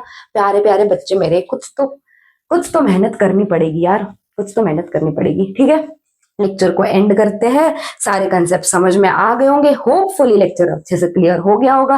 एंड अगेन क्वेश्चन सॉल्व करना आपके ही बेनिफिट के लिए मैंने दिए है, ताकि आपसे क्वेश्चंस आपको, आपकी वापस रिवीजन भी हो जाएगा, और आपके क्वेश्चंस हो रहे तो आपको एक कॉन्फिडेंस भी आएगा कि अच्छा ये सब कुछ मैंने पढ़ लिया था, ये क्वेश्चंस मुझे आ गए है। ठीक है, इसी के साथ लेक्चर को एंड करते हैं। Bye bye, keep studying, Tata.